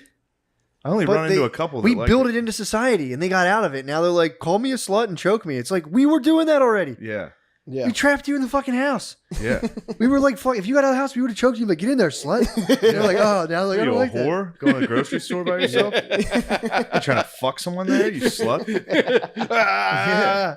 Where the fuck's my dinner? Yeah. Yeah, they got out of it. They got psyoped out of it. Now they're like, I don't know. I just want someone to demean me. I want someone to just lower my station. Yeah, they're like, yeah, Oh, that reminds me. they're the kind of people who like, it's like when I was a kid, it's like when you like try to play video games and just make everyone on your team 99. It's like, no, you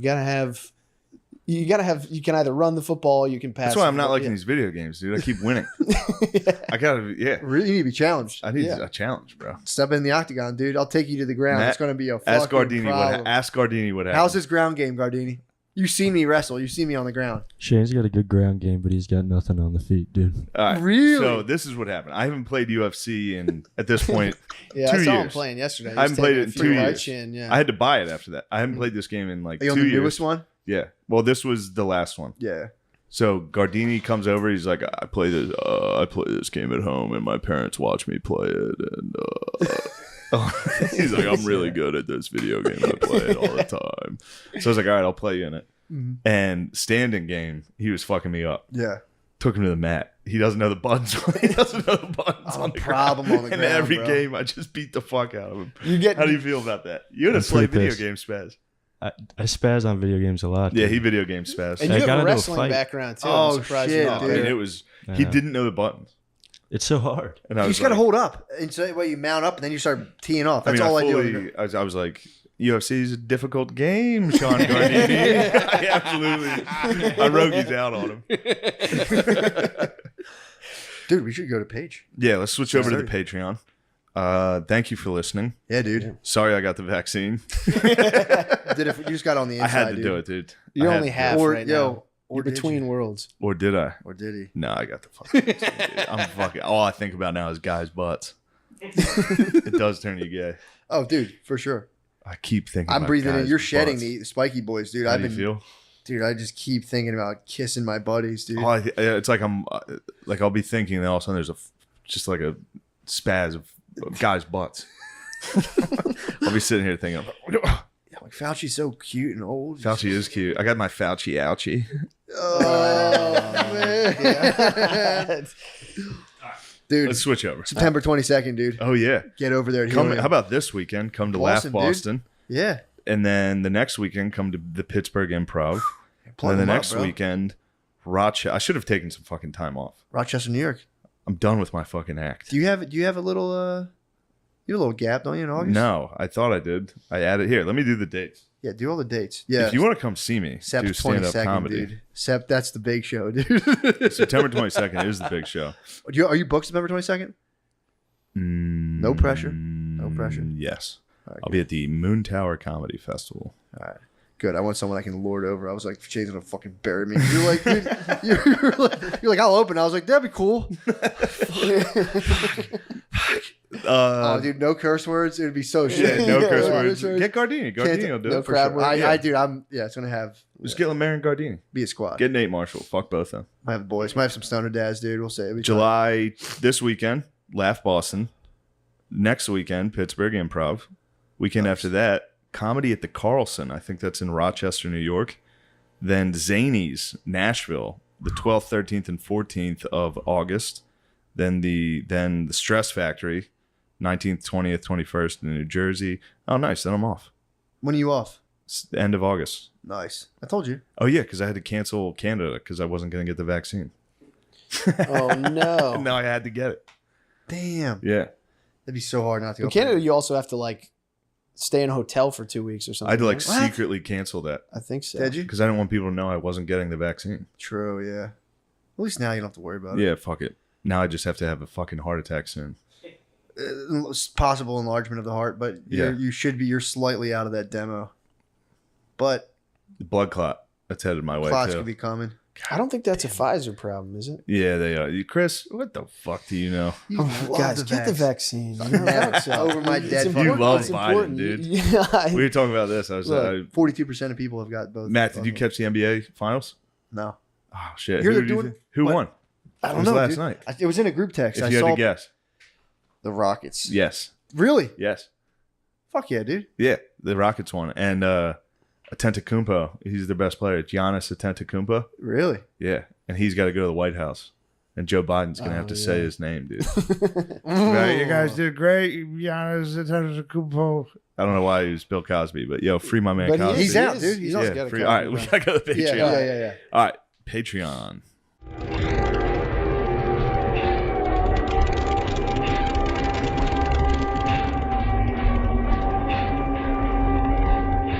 The Wild Wild West. Mr. Novak, how you doing, bro? Man, How you like the Mister? I've been trying to be way more respectful lately. have you? Mister, yeah. The Mister would just fucking piss me off. Fuck you. You don't like a Mister? No. I love I Mister. just feel like it's like an authoritative figure. Yeah, you don't And like that.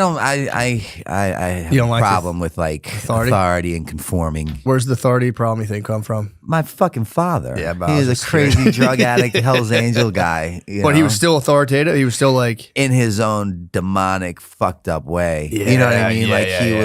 was really disconnected from reality, and he lived in his own world, and his own world looked like he rode with the Hells Angels, and everything was transactional, a business, while under the influence of crack or fucking meth. And so like he was the guy that like he would come home at 2:33 in the morning, and when he was awake, the whole fucking house was awake, and everyone was gonna wake up to sit on the sofa to watch him and his biker buddies party. So What? authoritative in that approach. I see what you're saying. So- Damn, I thought I had a problem with authority. I just have an Irish Catholic father who spanked my hiney. And I'm like, dude, I don't Fuck, want that's to hear a wet it. dream for me, you cocksucker.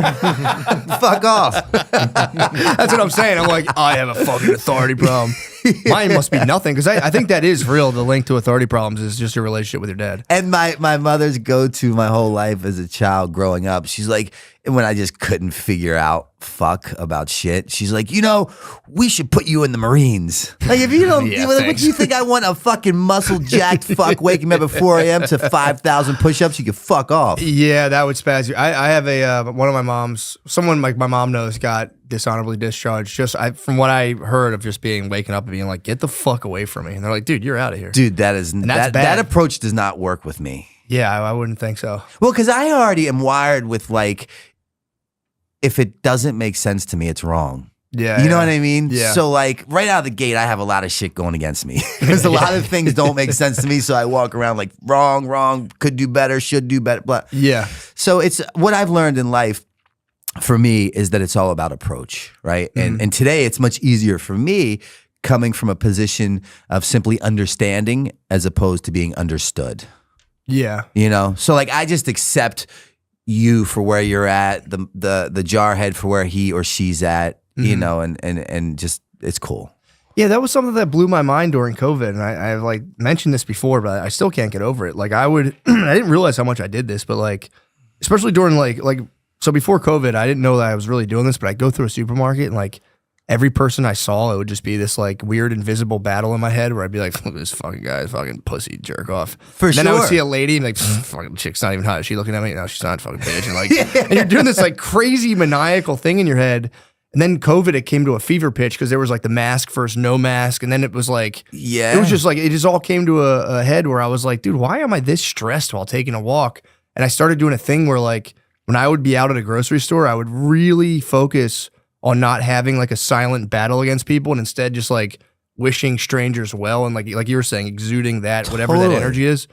Dude, I felt so much more comfortable in public after that. Yeah. Which was like, it was like a revelation for me.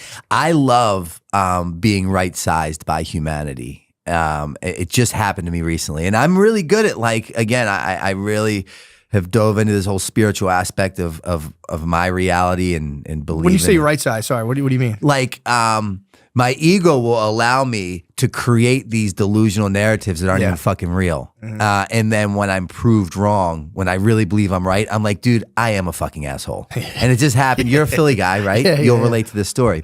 Had a crazy weekend. I was in New York, all kinds of stuff going on. I drive back and and I have like these weekly dinners at this place in Fishtown Sunday nights. And you know, Fishtown's kind of oversaturated with like a lot of hipsters. Sure. And in my mind, hipsters are just kind of tattooed, bearded, angry people for no fucking reason. It's not like they lack resources or whatever. Yeah. I create this narrative.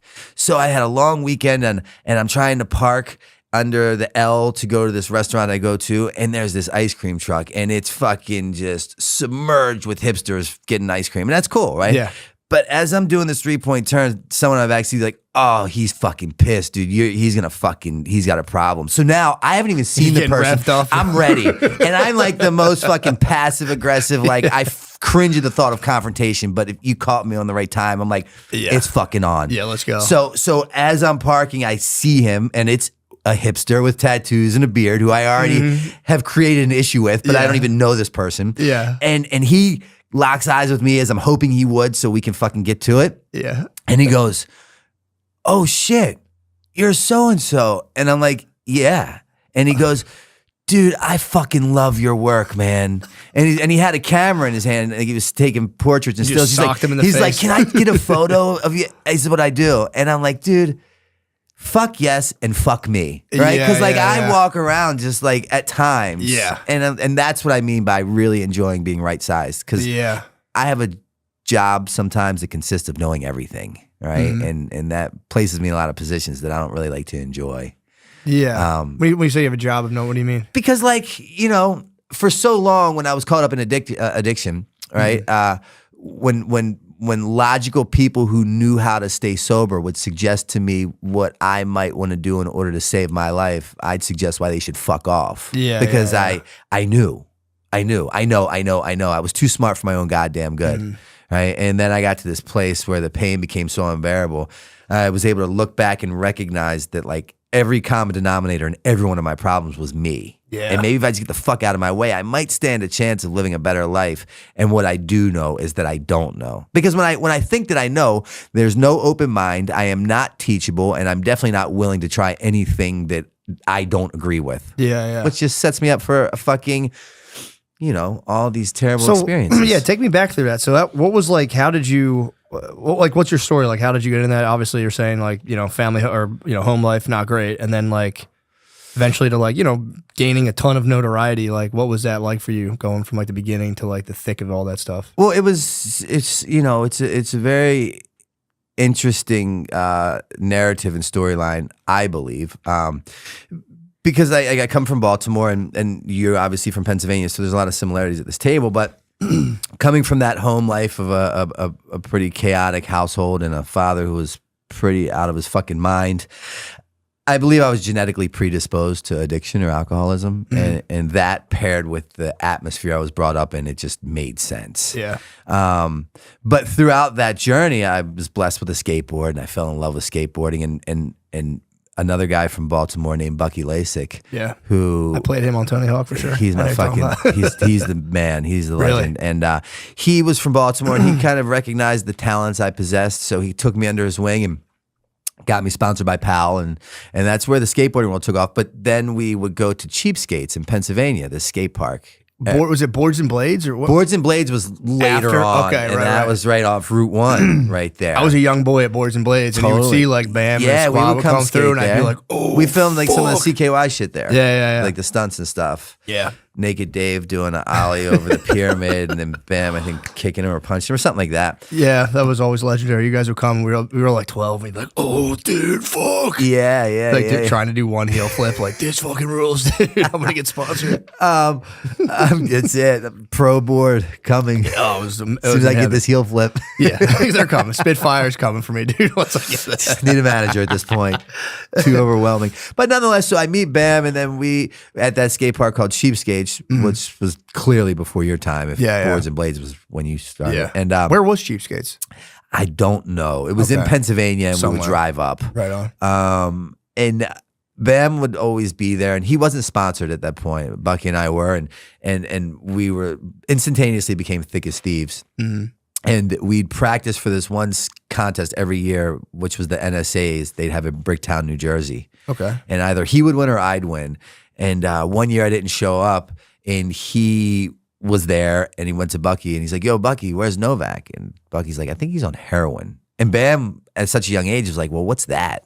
Right? And not such a young age, like 12, 13. It was like 16, 17. But That's pretty young when still. you're consumed in like a nice, wholesome life that revolves around skateboarding and a good family, like you don't have conversations that consist of those words. Yeah, sure. So it was at that point that his career in skateboarding totally excelled and took off, and mine went to complete shit, and I chose to pursue a life of heroin and addiction. Fast forward some time later, I'm really sick one day. I can't come up with any money. But at this point, I wouldn't even acknowledge a skateboarder, right? It was like, it was the equivalent of like looking at the woman you like get away, the love of your life. Yeah. You're like, dude, if I just did a little, like, so it hurt me like that. Yeah. So I'd avoid skateboarding like the plague. But one day I was really sick and I couldn't come up with money. So I decided to go to this skate shop in Fells Point called Select. And I asked, when I get there to try to get some money, they're like, we're not going to give you money, but Bam was here yesterday with the Toy Machine team. And he asked if we ever saw you. We said no. And he said, well, if you do, give him my number. So he leaves his number. And a couple days later, I call and it was the number to Fairman's skate shop in town. Westchester. Yeah. And I called Fairman's, right? Timing is everything in life. I call Fairman's. It's not even his skate. It's not his house. It's Fairman's. I'm a homeless heroin addict. I pump in some change into the fucking payphone, right? And this change is like my lifeline, right? So I got my finger on the thing. Like if it don't answer, I don't get beat for the money. So I'm like, but Dave answers. He's like, yo, he was just here. He's next door at Kuma, which is the sushi restaurant in town. He's like, hold on, I'll go get him. So he goes and gets him, comes back, and then that night I'm on a Greyhound bus from Baltimore to Westchester. And he's like, yo, come live with me.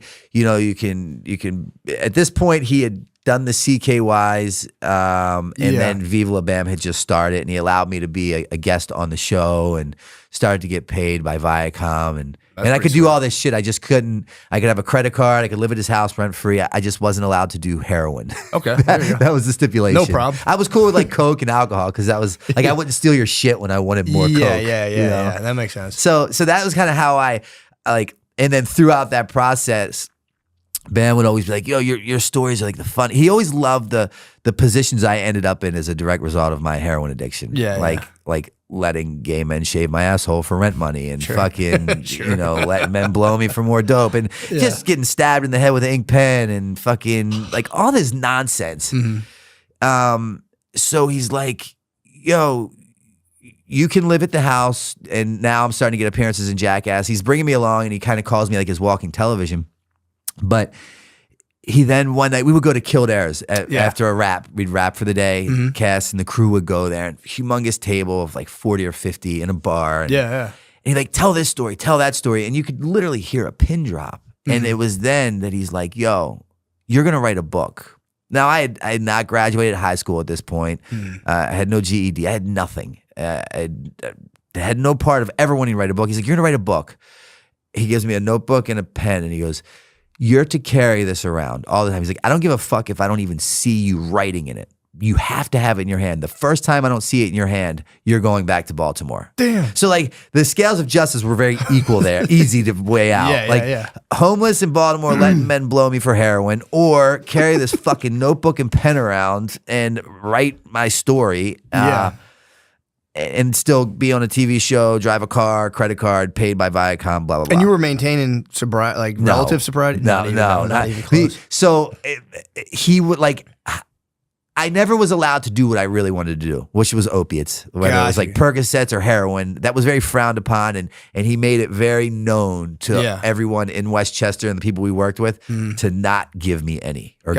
So people listened, and but nonetheless.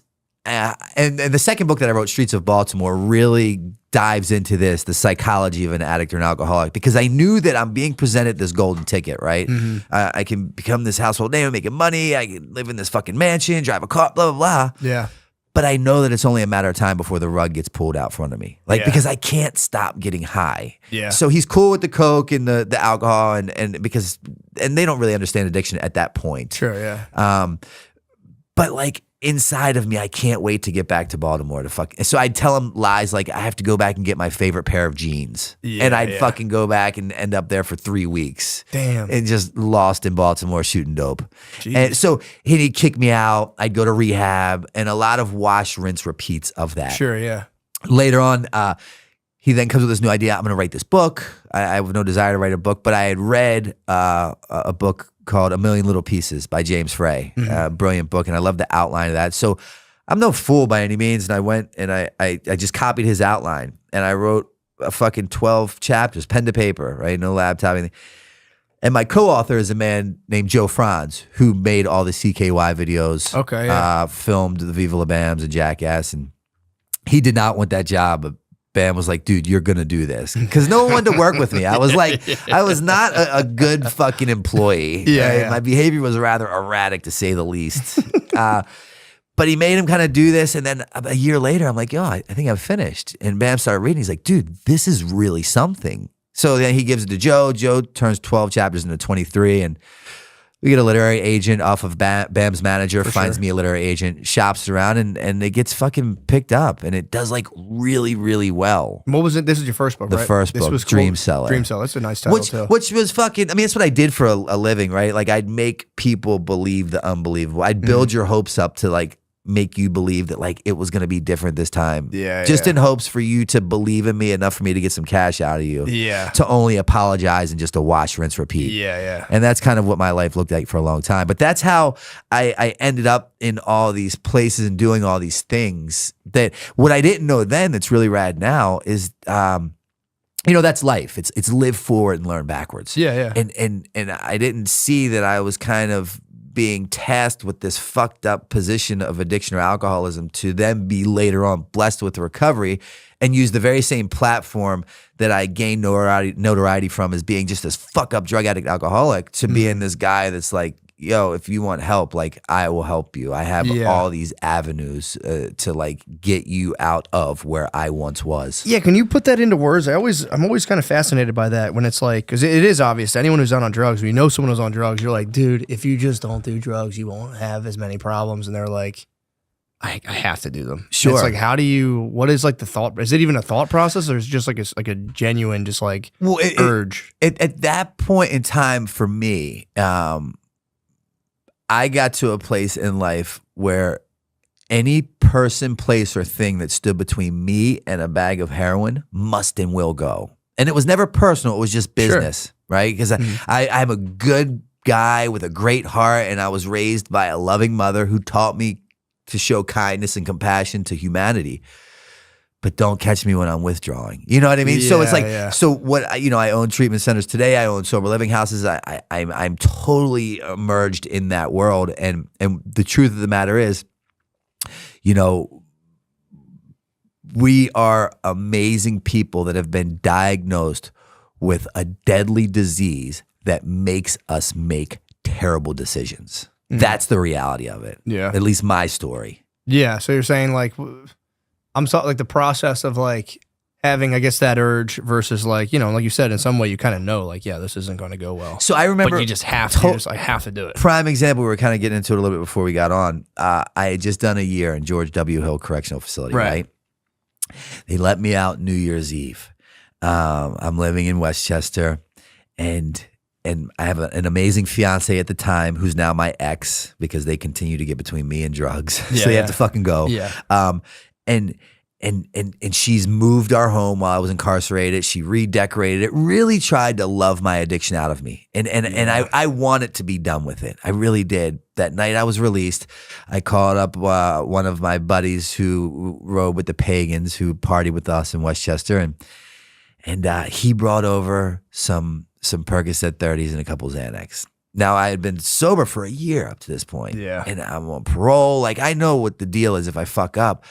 I find myself in Ryan's Pub in Westchester because I live right down the street, and I told my chick, because she'd watch me like a canine. I'm like, I just have to go up here to say hi to whatever. And I go, and I'm in the pub, and I'm sitting on the toilet, and the toilet paper dispensary is to my right. And I crush up 2 Percocet 30s and a half of Xanax.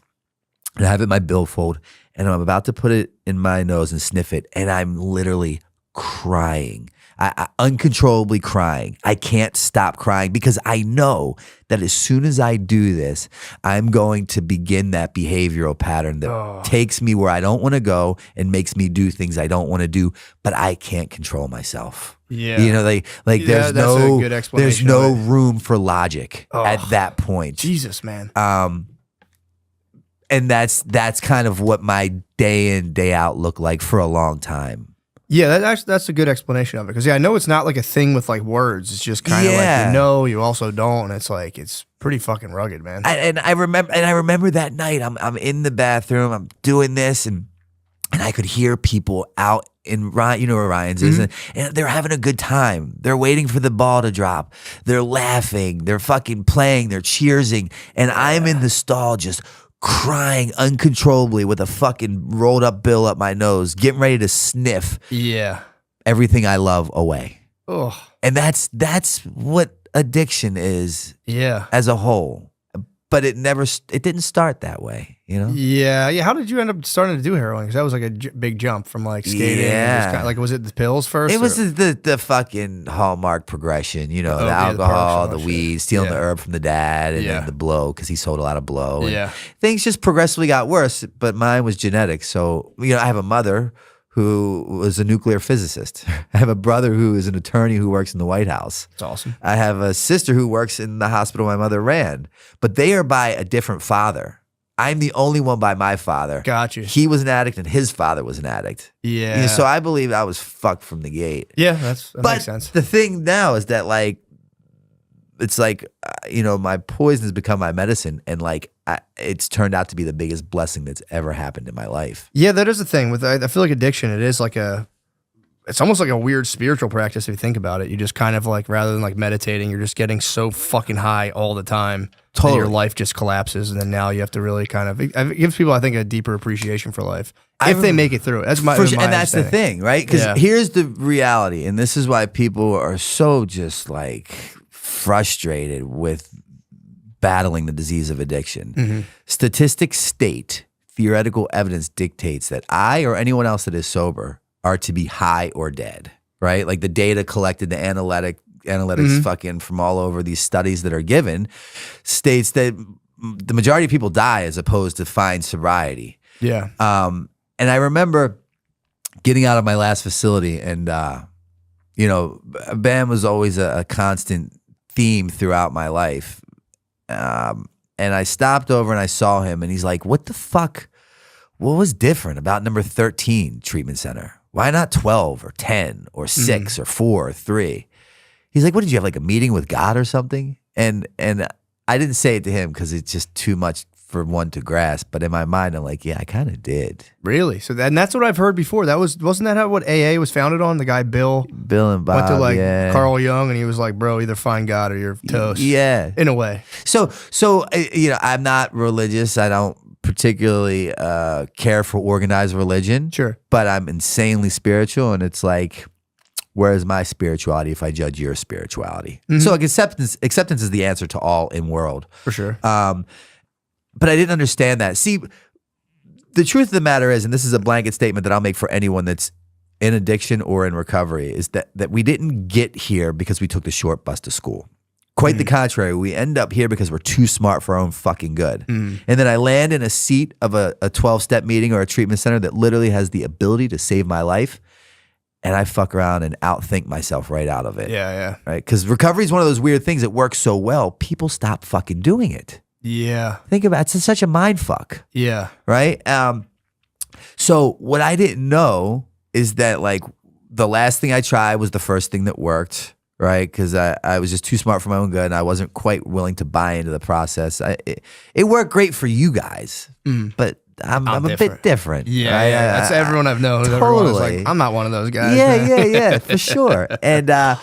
And at the end, when I was optionless, literally I was homeless, I was moneyless, I was friendless, I was carless, loveless, just that was me. I had no other choice but to buy into the process. And I didn't even want to do it then. I begrudgingly did it, but like, fuck it. I have the time, and no one's expecting or requesting my fucking presence, so let's Sure. run it. And the craziest thing happened is it started to work. I experienced the 12 steps, and what happened throughout the 12 steps is I had a spiritual experience. And the definition of a spiritual experience is simply a psychic change, meaning that I, Brandon Novak, today no longer look at things the way I did then. Do you Right. remember what kind of kicked that off exactly, or was it just kind of Pain. like, yeah, Pain. I had to end up in a place where the pain was so fucking unbearable. Yeah. Right? Like to where my back was against the wall and I had nothing else to do to get myself out of the position that I had created for myself. How long did that take? How long did that take of like doing heroin? Well, my overall resume with alcoholism and addiction was 22 years. Okay, wow. So, but the last 10 were really bad. Yeah. What did that look like in terms of like you're saying like the personal pain? Was it like obviously like there's probably physical discomfort and all that stuff, but like just like alienation from everyone you've ever known? Were you like kind of like kicking yourself over like how much better things could have went? Like what was like the real primer? All of the above. But what I didn't know then that I know now is that each one of my attempts at trying to find recovery were not failures.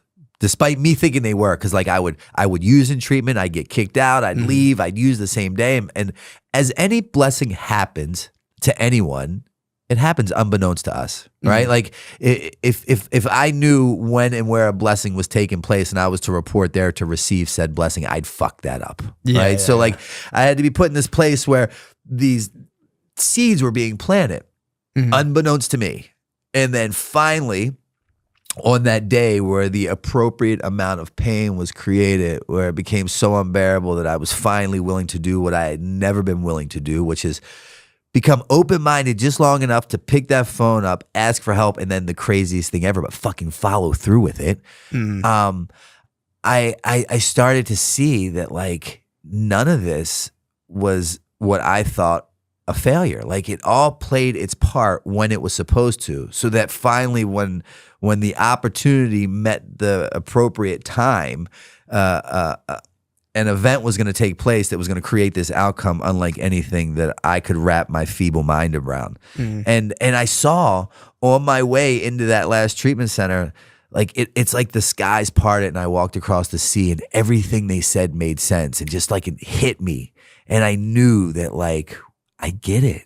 It makes sense now. Yeah. It, like, Okay. it all makes sense. And so you knew even just heading while on the way there, you're like just something flipped. because they would be like, dude, I own facilities now, and my favorite thing is to run groups with my clients, and I can't get enough of that. And I'm like, who in here thinks that you're in here because of drugs and alcohol? And the majority of them raise their hands, and I'm like, you're all fucking wrong. That's not why we're here.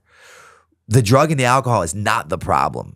So right out of the gate, no wonder you keep repeating your behaviors because you're fighting the wrong fucking opponent. You're in the wrong ring. You're going to lose every time. Yeah. Right? The problem is the thinking and the attitude and the behavior, right? So as long as I continue to repeat the behaviors, I'm going to repeat the outcomes where I end up in a place where the only answer is a shot of heroin or a glass of wine. Yeah. So once I realized the alcohol is the solution, not the problem, I've now identified, right, who my opponent is. It's my behaviors. So I had to change my behaviors to change the outcomes. I started to then gain a better understanding of the reality of my situation. And what I learned is the reason why I got beat so bad is because A, I always underestimated the opponent that I was up against because I was the great I am. And B, I never gave it the time, attention, or respect it deserved.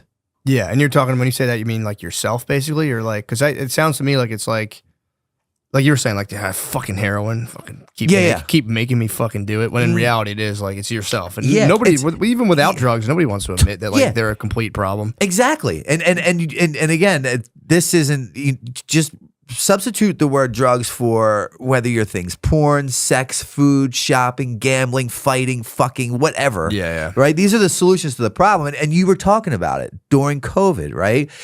Prior to COVID, you'd walk around with all these narratives of these people. And then all of a sudden in COVID, and it made me think of it, we were kind of forced to be with ourselves, by ourselves, to look at ourselves, which is what we avoid by fucking fighting, betting, shopping. You know what I mean? And then I start to look at me, which is why I got high for so long, right? To escape the shitty reality I created for myself as a direct result of continuing to shoot dope. And then finally, when I got into a place where I could start looking at me, I realized that I'm the problem. right? Yeah. There is no their part. And the longer I think that there is a their part as to why I'm this way, I'm just the victim. So now I'm going to drink because of my shitty life. And you would too if you had a life like mine. I'll justify why, right? The brain is the fucking problem in every area of life. Yeah, dude, it does. It can fuck you up, man. You can, it can really fuck you up. You can do anything and just be like, get something in your head like, oh, I'm not good enough. Totally. And then it just snowballs. Yeah, it's kind of fucked up. It's insane. But if you're aware of it, then it's worth its weight in gold. Yeah, true. And now, like, the longer I stay sober, the more work that I do, it's amazing. What I do know is that I don't fucking know. And I don't take credit for any of this. Yeah, how long have you been sober for? Coming up on 10 years. Oh, nice. So it's been a while. Yeah. And now all I do, I dumb my way into this shit. Yeah. And now I always say I came into like sobriety as a king. And I worked my way up the ladder to become a humble servant. And the more people I help, the more I give away, the better my life is, the more I gain in return, which makes no sense. Yeah. Right? Like in any business transaction, if I give you something I have, I'm to walk away with less. In this weird, magical, spiritual world of recovery, anything that I give you, I'm walking away with more. Yeah, dude, that I remember that was like a weird shock for me when I went to school for social work for a while, a couple years ago. And I would get like inmates housing. That was like a thing I did for like one of the field placements. And then there was this one guy who was a fucking pain in my ass. He'd always like call me and just be like, "You're not doing shit, blah, blah, blah." Sure. He was under the gun because they were going to take his kid, a bunch of shit if he didn't find appropriate housing. And I remember the day I found him a house, we're both in this place, and I called him up. I was like, "Yo, dude, we got it." And we both were so happy. And I was like, that was such a funny, for something so dumb. It's a big deal. It's a house. But I remember like I won this like comedy contest, and I was like, this is it. And then I got the guy a house, and it was literally the same feeling. Again, it was the same exact feeling of like timing and opportunity meeting to create a beautiful outcome. But it is a weird thing. That was like a weird thing for me when I was like, oh, you can get just as happy for doing nice things for people as you can, like, achieving some sort of personal victory. Any monetary fucking victory. Exactly. And it's like, it is honestly, I would argue that like when you do something like awesome for a person, I think it feels better than if you just like kill it in some way with like a sales thing. Straight up. Yeah. And that's the thing. No matter how much, for me, what I did for the majority of my life is I just like rearranged the furniture on the Titanic, right? For years, and I swore that this way was going to be the proper placement to make sure my ship doesn't sink. And I would always do that.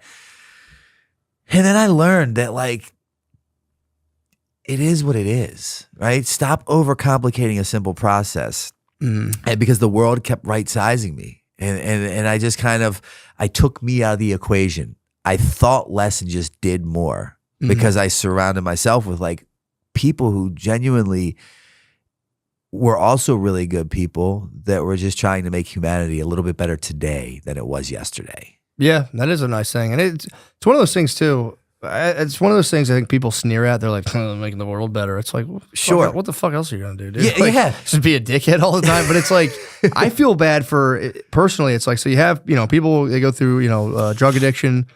There's like this whole thing. It's like, everyone, when, I would imagine you're a drug addict, there's like a part of it, like everyone knows I'm an addict. People are talking shit on me, everyone, blah, blah, blah. But then almost like you reach a point where you're like, I don't give a fuck. And that's like a very freeing experience eventually. Whereas there's people who don't ever, fall into a deep drug addiction, but they never get to really face their own like self-defeating mental patterns.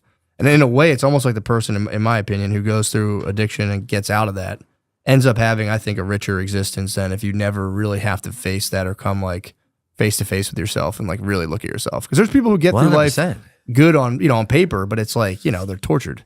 Absolutely. And it's like, I always thought it was like a shame. I couldn't agree with that sentiment anymore. That's a spot on fucking example. Because everyone I know who's in recovery is like, they're very open. There's like you can tell. It's like, okay, this person really has turned a corner because it's like, something switches, and it's like nobody really knows exactly what that is, but it really is the most consistent factor is having some sort of spiritual experience or like like an awakening experience. Studies show that people that do what the studies show that sober people that do what other sober people do in order to stay sober have better odds of staying sober. So like there's not a black and white one size fits all. And you can try another method or another avenue that could equate to the same result.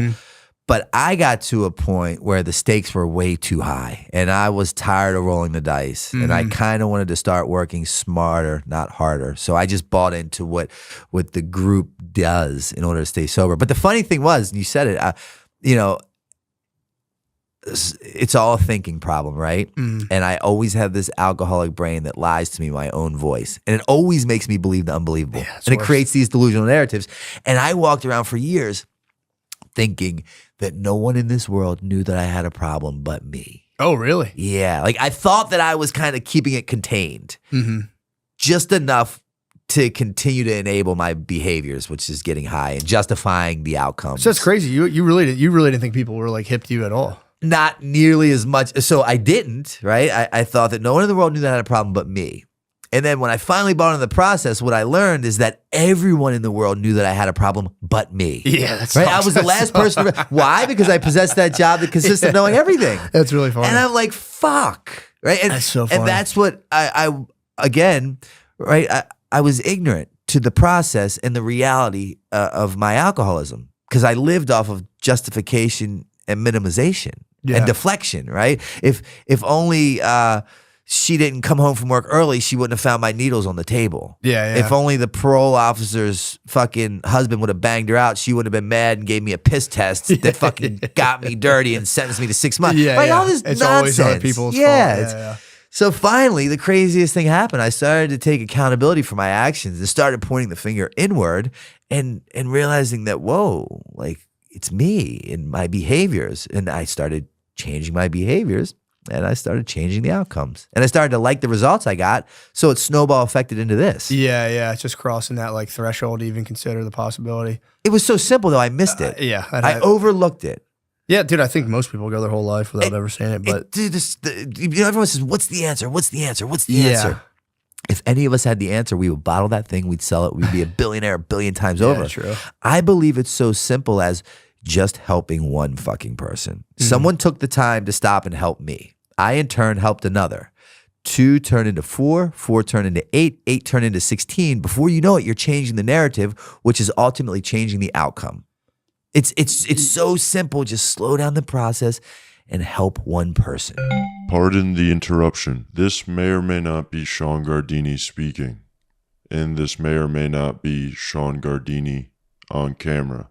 Who is speaking and who is on camera is not important. I've come to tell you that Sean Gardini is doing stand-up comedy shows.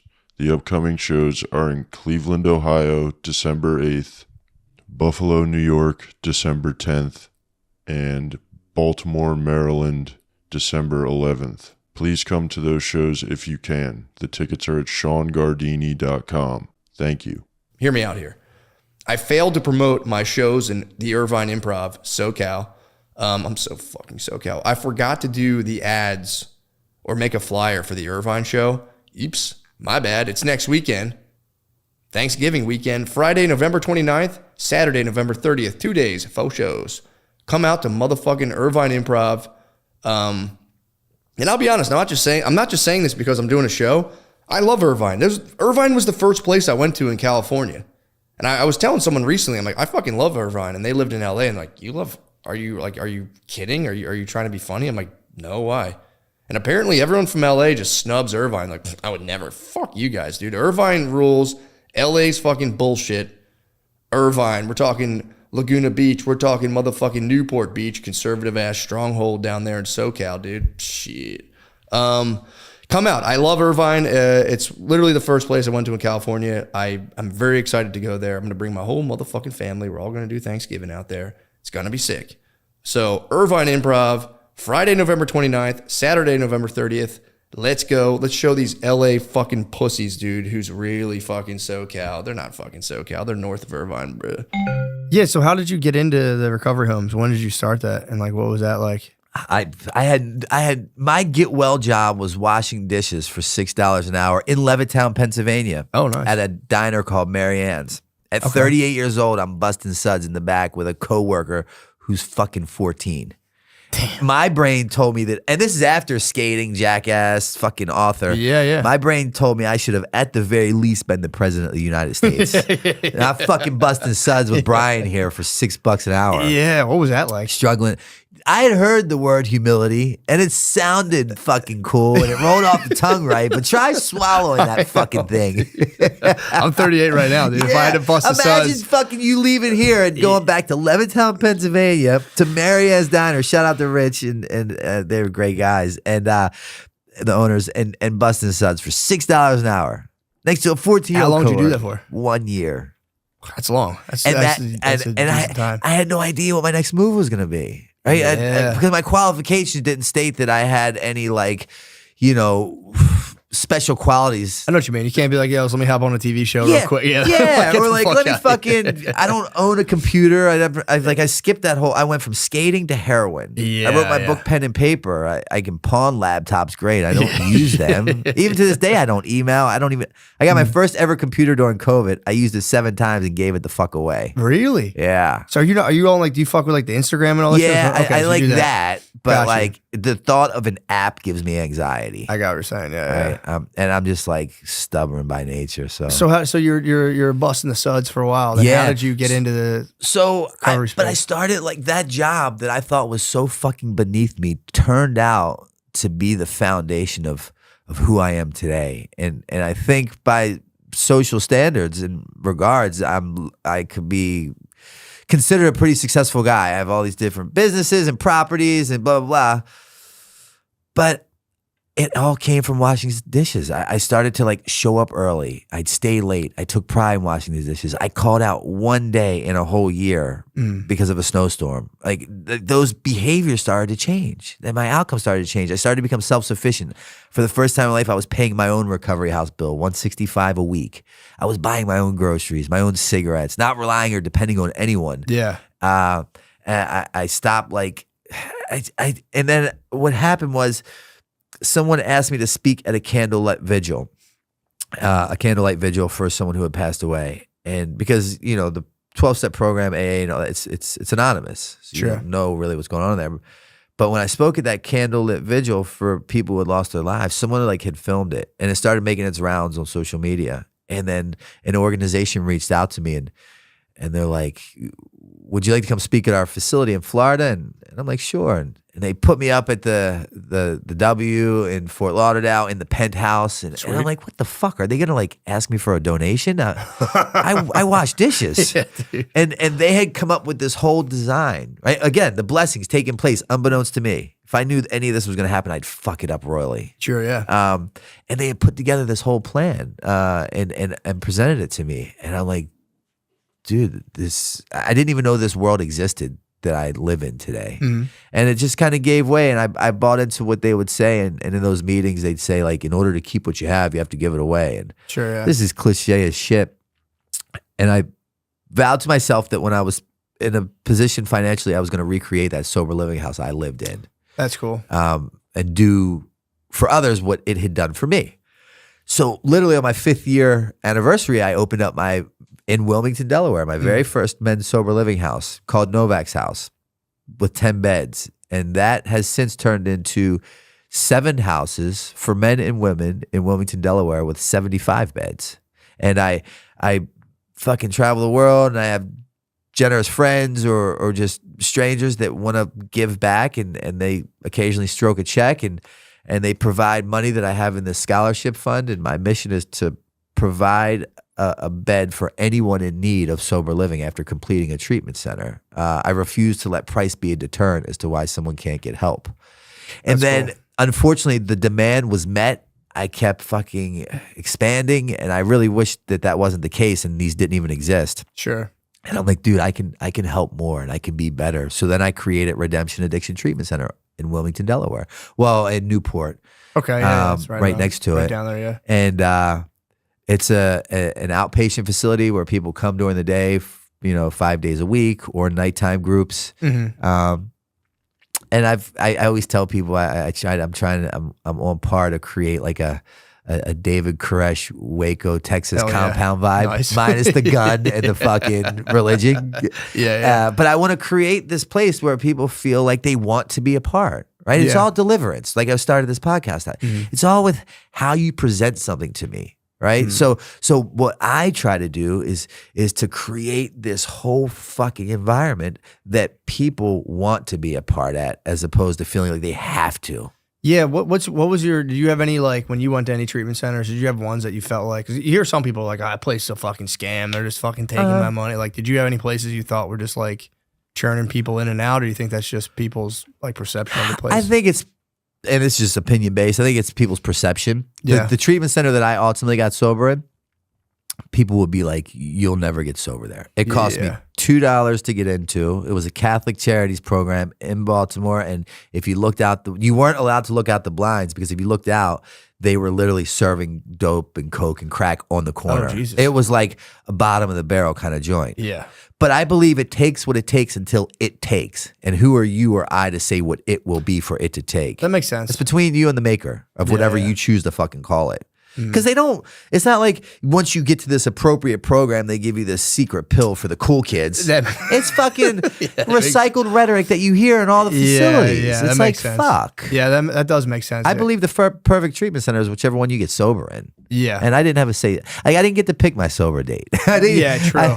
Again, that was a blessing. Yeah, like That they gave you the right massage. Yeah, and like the place was kinda finally chill. they Yeah. fucking gave me a happy ending with a massage, and they played my favorite song. That and might turn me around. And I come God, and here we are. I'm the spiritual fucking guru. Fuck your way into recovery. That's You're right. not the deal. Yeah, true. I wish. There is a very unsexy element to it where you're saying, like, yeah, you can be in like a place that people think sucks really Straight badly. up. It really is a wholly internal process. I'm a firm believer you can get sober in a fucking pub sitting on a bar stool with a bottle of Jack in front of you if you're ready. Yeah, Straight yeah. up. What do you think about like the California sobriety people do, where it's like, I'm California sober, I'll like drink and smoke weed and shit, and like, Dude, I did this TMZ thing. They did a special recently of Matthew Perry. oh yeah, Yeah, I read his book. Brilliant book, by the way. Whole newfound respect for that man. Rest in peace to him. But they were doing this hour-long documentary, Harvey and them, and they reached out and they wanted me to weigh in on it. And they asked me the same question.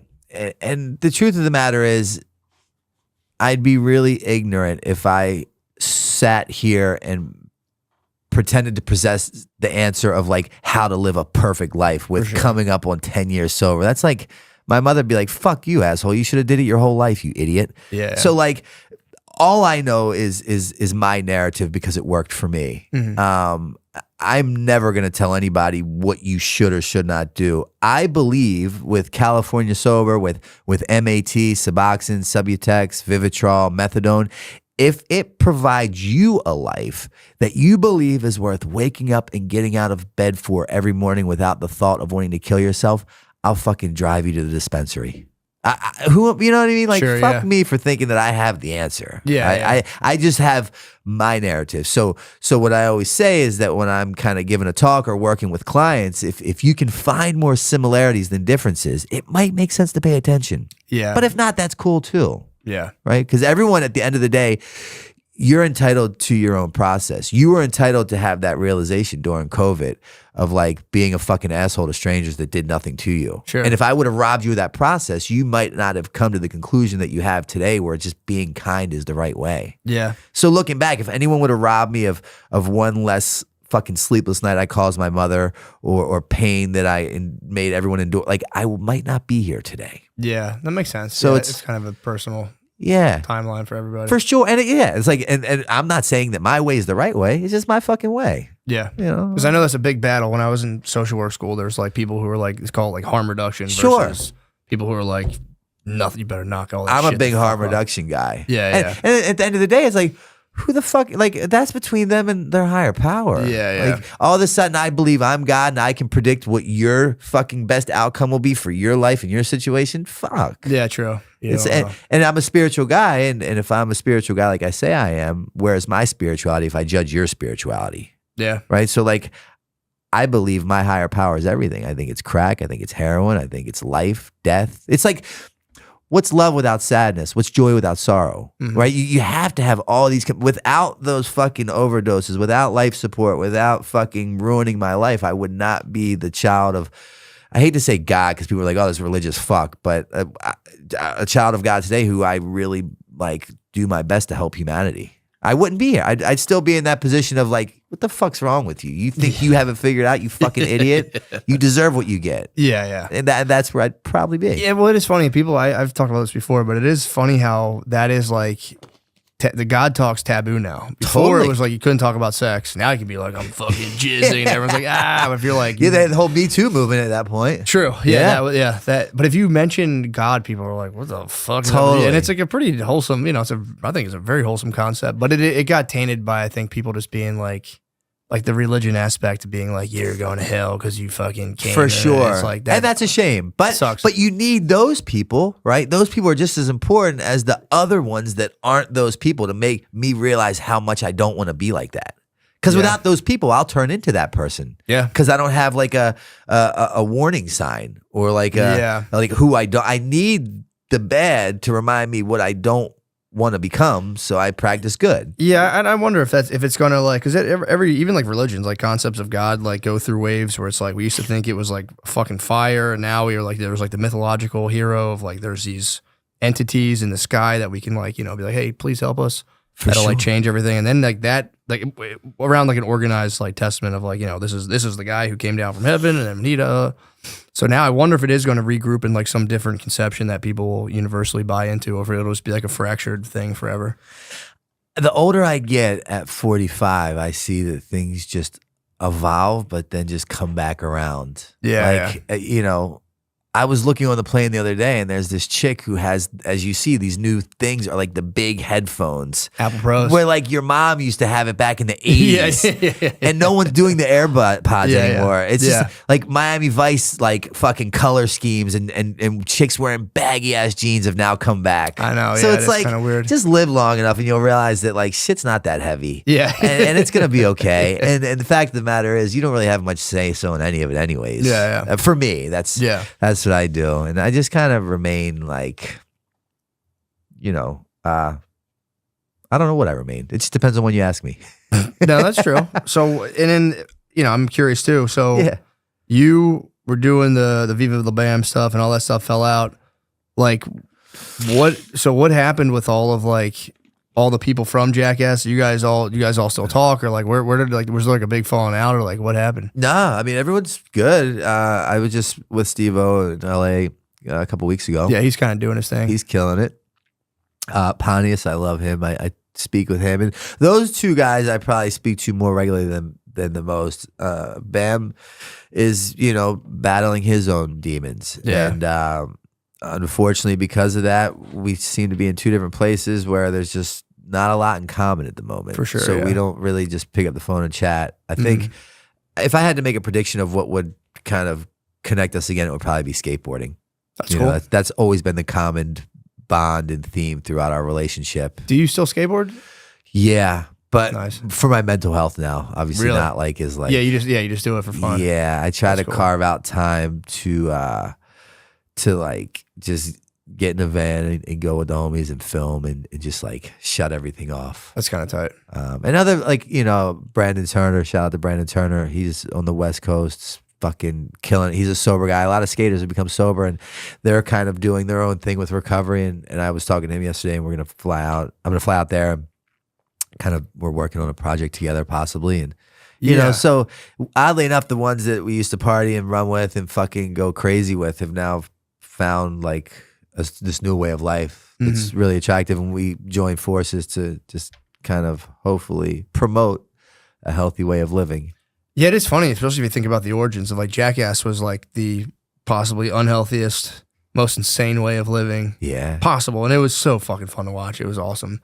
But it is funny to come full circle and be like, now we've all actually chilled out immensely. And dude, Steve-O is like so fucking sober. There was a point in time where I thought about asking him to be my sponsor, and I'm like, dude, I don't know if I want to get like that sober. Yeah, like he's like a shout out to him, but he's like someone that motivates me. But he's like, you know what I mean? He's authentically like what you see is what you get, and who he is who he is, and it does not waver no matter where or what he's doing. It's brilliant. Yeah, it's pretty cool, man. And it's also one of those things like, sobriety, again, if you're just kind of kicking around, you're going out to get drinks every Sunday, you don't necessarily have, like let's say like a problem quote. Yeah. It is one of those things that I think when you're, drinking a lot or like partying, it's like, it almost seems alien. But it like, if you really like strip it down from like, take substances out of it. I always thought it's a really like it's cool for a person to be able to remain with their thoughts in their own state of consciousness rather than, you constantly escape it. It's like, all right, I'm gonna get stoned, all right, I'm gonna get that. And you're constantly jumping out. But I think it is a serious sign of mental strength to like, and people do like sober October, which that must be kind of funny when like the whole world's like, we're gonna be sober for 1 month. And you're like, all right. But I've seen me do that. So like, fuck yeah, I'm all about it. True. But it's gotta be funny with like 10 years, like, oh, I'm glad you're having fun. For sure. There is something I think that is like, especially the older you get, it's like, it does take mental strength to like sit with yourself, not being able to kind of leave your consciousness like a little bit by, doing like, oh, I want to get a little high, I want to do this, blah, blah, blah. Totally. And I think it's like, it's a genuine virtue that I think gets skipped over. People are kind of like, yeah, dude, fuck, I'm going to have a couple beers, fuck that. Like people kind of dismiss it a lot, especially when you're drinking. But I always thought it was like it's hard to do. It's like, it's very hard to do. And it takes like, when you can't kind of jump out of yourself for a little bit, it forces you to work through, the kind of, whatever, broken gears in your head. I make a point to let people know that in my programs, right? Because the people that I'm working with, they're coming in, they have a week, they have 2 weeks, they have 4 days, they have 1 day, and they're sitting in there and they're feeling like they're not enough. They could be doing more. They should be further along. And I'm like, look, what you're doing, the majority of society is not. Who wants to strip away their escape routes to be forced to look at themselves, right? With themselves, by themselves, without having any drink or drug to escape the terrible reality that you've created as a result of your addiction and man up and fucking walk through it. I'm like, I will walk with you people. You people are the ones that I want on my team right now. Like at fucking over 10 years and you are the people that I fuck with, right? Like, and there's a lot to be said with that because I don't just give my time to anybody. Sure, yeah. So it's like, I really make it a point because I know in early sobriety, it's like those week, 5 days, 30 days, 60 days, it's like of sobriety. It's like a bipolar roller coaster ride from hell. Yeah, I can right? imagine. You can be above heaven high. The wind can blow wrong. You're like below hell low, trying to figure what the fuck just happened. So it's important to give people the credit of it takes a lot of work to end up in that position for fucking 2 days sober. Yeah. It's and I always say it takes so much longer to get 2 days sober than it will to get 2 years sober. Yeah. Because you're just sitting there looking at the clock and you're like, yeah, should I not? Can I not? Should I say fuck it and just do it? Should I not do it? You're still consumed with the actual drink or drug. You're just not partaking at that moment. Yeah. And to make it through that, to address all these ailments and start to look at you without an escape, that's fucking big boy shit. Yeah, it sucks. And most people don't do it. Yeah, I know. And that's okay. I need those Sure. people that don't do it to show me why I really need to keep doing it. For sure, yeah. Right? It's all perspective because they told me in treatment if I changed my perception, I could change my world. Yeah. And I bought into that shit. And believe it or not, they were fucking right. Yeah. No, it's pretty sick, man. I'm happy for you, man. That's awesome. Yeah. It's like I'm stoked. I'm grateful. But who really is like my mother, my friends, my employees, the police, the probation, the parole officers, the judges. Life has become a better place to be in with my sobriety, not only for me but for other people. Yeah, and I always, like you were saying, the service thing's big because especially when you're like, if you're in even with with or without drugs, if you're just like living a negative existence, you're usually convinced like in order to conquer my own negative existence, I have to achieve at some level that just somehow like shuts all this down and people will realize and they'll like me. Whereas like in recovery, it's like, or you can just like help people. Yeah. And it gets the same thing. Like if you're like lonely, it's like, well, rather than trying to be the man, just go volunteer. Yeah. And you'll get that, like, it's like a quick route into kind of like a nice social existence. And everyone just is like, no, I have to conquer the world. Yeah. It's like, too easy. It's too simple. Exactly. It's really fun. I always thought that was kind of funny. It's like, it's a simple fucking approach for an overcomplicated thinker. Yeah. And that's why I say smart people generally have a hard time getting it. Yeah. I had to dumb my way into this position. And that was through me being beaten into a state of reasonableness as a direct result of my behaviors. But it doesn't have to get that way, right? Like one of my business partners, I met him in treatment. It was his first attempt ever at getting sober. And he's remained sober. Really? He just was like, fucking up. So it's like, and that's the frustrating thing. Most people are like, well, why can't my loved one get it at number 1? Why does he have to get to 13 like you? There's no black and white. It's such an individualized process. And if you look at the statistics, it's very sad because it states that you're not going to win. But I'm here to fucking say, like, you fuck can. that. Yeah, yeah. Like, not only am I going to win, I'm going to fucking kill it. I'm going to own it, and it's going to turn into be my biggest blessing. Yeah. And if I can do it, so the fuck can you. There's nothing different between us except for what I was willing to do. Yeah, I mean, and I'm sure that's got to be like, it's really rewarding too. Like you were saying, having the groups and like seeing like even a couple people kind of take off. Because I guess if you really look at the recovery homes as like, if this doesn't work for me, this whole place is bullshit. Or it'd be like, dude, For sure. Someone's got to do something. What is it? Is like the opiate with overdoses going down? Are they still going up? Or like, I'm not a big stats guy. I don't look at numbers. I just kind of fucking remain ignorant to it and live in my own world. yeah. Which Well, you is don't great, hear about but it as much anymore. It like dominated everything for a while. after COVID, alcohol became a big thing. Oh yeah. Yeah. So I have a lot of alcoholics in my facility now. Gotcha. And then meth's making a pretty big. Yeah, meth made Big it. push. Wow, comeback. A lot of people got off heroin or fentanyl with meth. Yeah, You know. I've heard. I've known people who have like off the heroin, meth comes into the picture, and they're like, "Damn, I'm actually super productive." And then I work with the DEA. I'm like a keynote speaker for the DEA at these summits that they have all over the nation. And I was just doing an event with them in St. Louis, and they were like, "Yeah, cocaine's making a big comeback. We're fucking busting down big shipments of cocaine." So, kind of like how I said Miami Vice was cool again. all Like comes crack around. could be cool again soon with like the Very well. 80s. You know what I mean? Yeah. Like that's usually how the world works. Do you think they should legalize drugs? Do you think that'd be easier to help people, or do you think it would make things worse? I think so. You know, I don't know about legalizing it, but I do believe in like safe injection sites. And Philly was going to be the first place to do that.